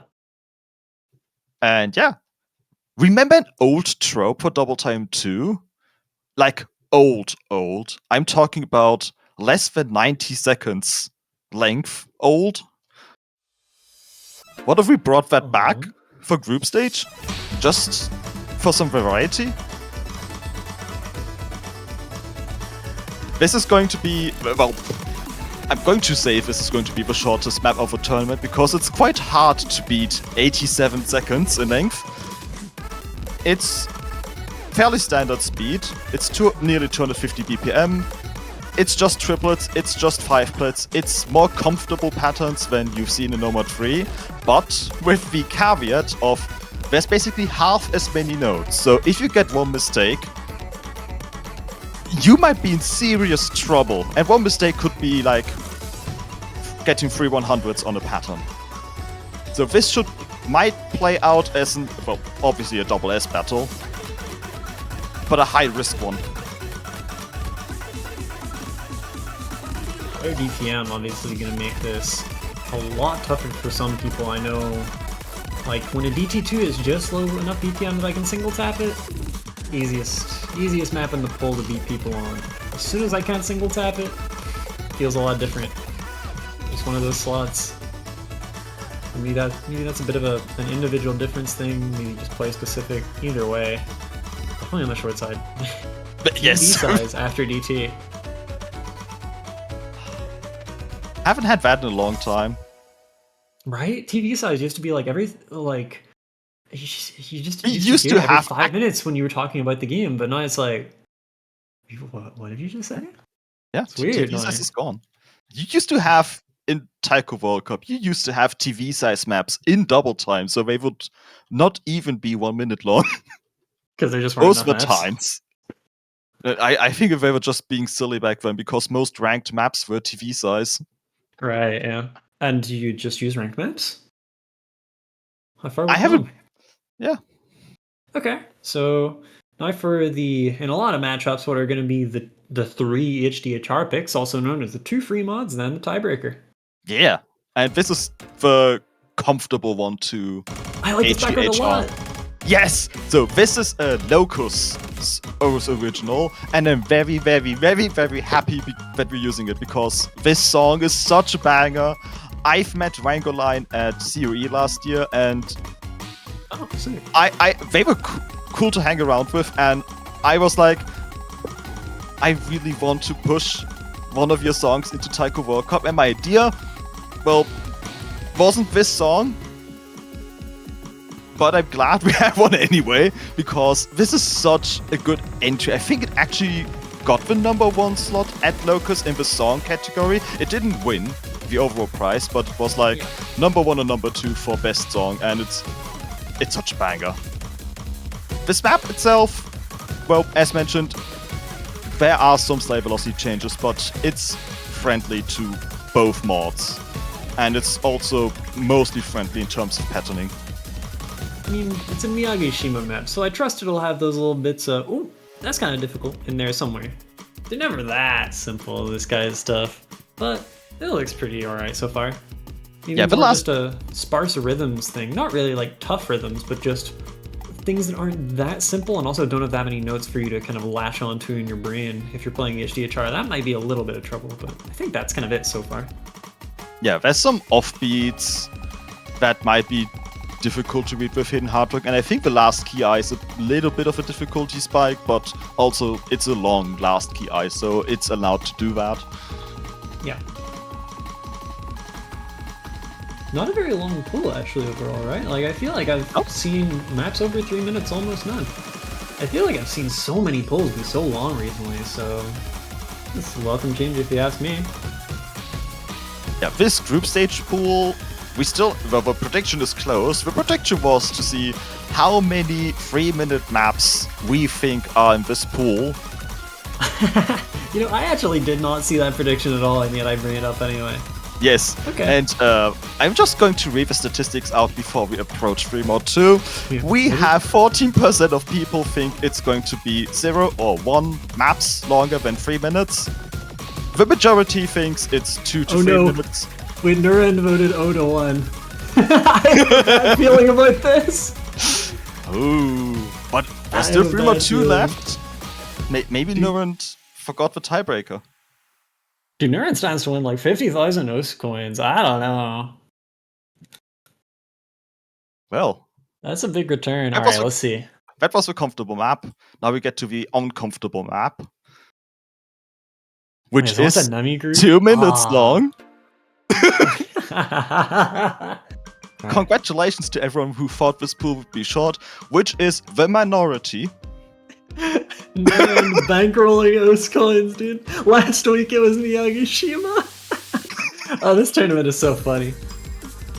I literally checked all 3. I was like, okay, which one has like a top voter as a staff member? And it was you always have to do that for Mappool showcases. But I also think I suggested both of the predictions so far, and I think both have been also really funny because, yeah, you would expect group stage to have a few longer maps of any pool, but no, this doesn't.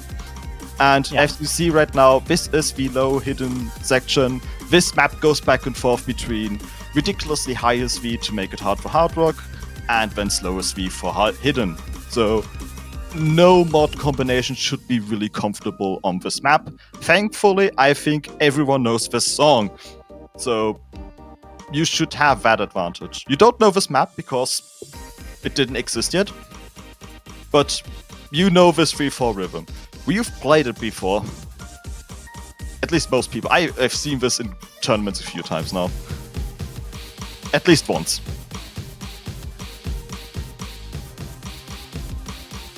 I've heard the source material song remix, but I don't think I've actually heard this remix itself. Anyway, finishers. Lots of them. Yes, lots of them. And it mixed SV, so, well, both mods off a little bit. And now we start at low SV, then the KI goes up to high SV.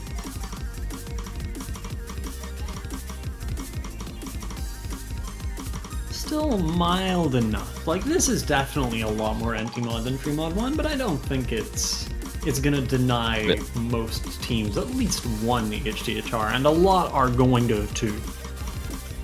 Like, You will have... Yes, the top seeds in each group, I'm pretty sure almost all of them will have to go double hidden hard work, because lower teams might practice this to get a point of in a surprise attack. Oh, that's so good. Why did the last note have to be a cash out sign? All I do is cash out, by the way, those who know. All right, so that's our free mod 2. And Wolf, what do we have for the tiebreaker? Question mark, question mark, question mark. It isn't also original. Oh? It's not a new one, but Okay. it's from Corsairs 2024. My goat Shinji Home is playing. He has got this one covered. Not a double S. It's over. Don't disrespect my goat. Okay, yeah, sorry. Hey. My bad. No disrespect. But Alright. this is Gott der Apokalypse. Thank you. I could not have done it justice like that. I was waiting for you to say it. I also couldn't pronounce it because I'm The difficulty small. name is Vernichtung. And this is what you would expect from a group stage tiebreaker. It's a consistency map foremost. It's got long patterns, it's got 1-6. It doesn't have a ninja section which is suddenly 1-3 plus 1-6 and goes haha speed. It's just consistency with a lot of SV, but not in the sense that it's impossible to hidden hard work this. So if you happen to go to tiebreaker against the top seeded team, once again, be prepared for the hidden hard work destruction. Oh yeah. Or Vernichtung. Dude, like, me Ting versus Dizay screwed on this is literally an 8-mod tiebreaker situation. It's not even a question. There are probably multiple groups that can have 4 HDHRs between their 1 and 2 on this. Also, just with the way you pronounce the song title and Diffney, it's like, I want to play this already. You just need to sign so much more hype. Okay, time to go to tiebreaker in your match against Canada. Please, no. Please, no. Okay, well, maybe, actually. Okay. I mean, it's pretty realistic, but... Yeah. I think round of 32 the past few years, it has its had its ups and downs with like the amount of tiebreakers played. Every time it has been a new OS original, it wasn't played, by the way. So this is an old one, therefore this tiebreaker will get played. We have more matches in this group stage, and we should have more evenly matched matches in this group stage. So I'm hopeful we get to see this Vernichtung quite a lot.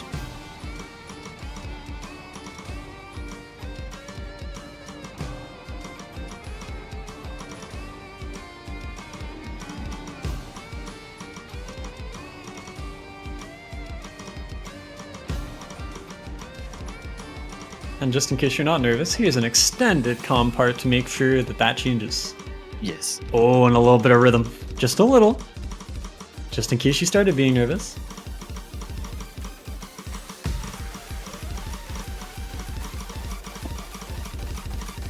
Oh, someone just mentioned it in chat. This does also mean, assuming that we're doing the same thing as last year, where the musical stingers before each new OS original have a little hint as to something near the end, we will have to wait another week to find out what our little teaser, what our little nibble will be this year. Last year's was buzz cuts, right? And from the first time I heard that thing, I essentially knew what it was from. Like, I didn't know buzz cuts itself, obviously, but I knew exactly what it was essentially a sample from, and I was like, oh my god.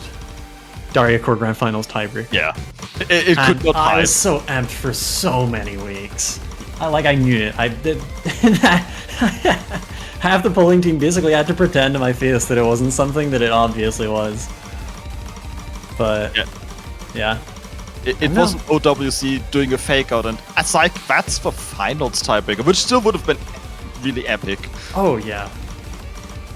But you do have to wait. I don't even know if we have the Grand Finals tiebreaker as the Stinger. We might have a fake out like OWC had. I literally do not know. Okay. Nah, I'm not gonna prize. It's okay. No. We'll find out. All will be revealed in time. Mein Name ist Hase, ich weiß von nichts. I don't know what you just said. Yes.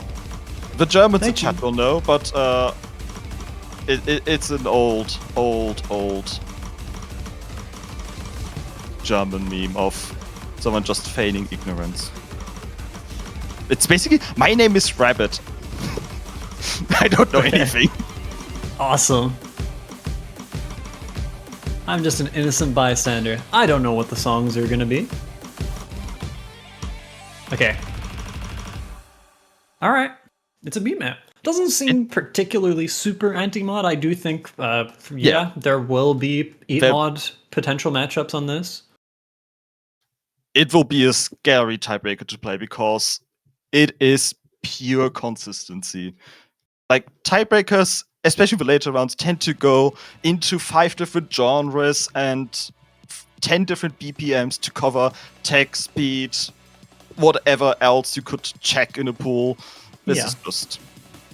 Or they'll test like a specific skill set a lot. This is pretty much just this is a clutch factor check, and that's pretty much it. Which, if it comes down to the wire, what else is there left to test?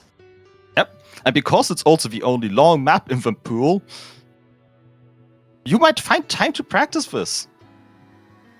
Practice your tiebreakers, especially if they're this moddable. Some of these pulls, or some of these teams, even the top seeds are really going to need to practice this round. This is kind of the beauty of groups. Most stronger teams in round to 32, even like seed 10 or something. Our opponent's seed 23 will be fine. This year, first of all, seed 23 is probably really strong because there are that many good teams. And second of all, it's groups. I don't know. Anything can happen. Stronger. The good news is no one gets knocked out after groups. Everyone gets into round of 16. Yeah, although some will only enter through lower bracket. And that precarious lose and you're out immediately spot. Yep. But, all right. Thank you guys for sticking with us for 130 minutes of tonight. This has been a very long stream. We've brought to you qualifiers results. Japan seeded first, if you'd believe it. The groups drawings for seeds 9 through 32 of this tournament. And the group stage Mappool showcase. Thank you very much to Ethan for joining me for the first 2/3 of that, and Wolf for joining for the last. And that's going to be us for another weekend. Catch us tomorrow. No, I hope not. Match tomorrow already? Some of these schedules, man, they're crazy. Catch us this coming weekend for a lot of matches. Thank you very much for watching. We'll see you next weekend. See ya.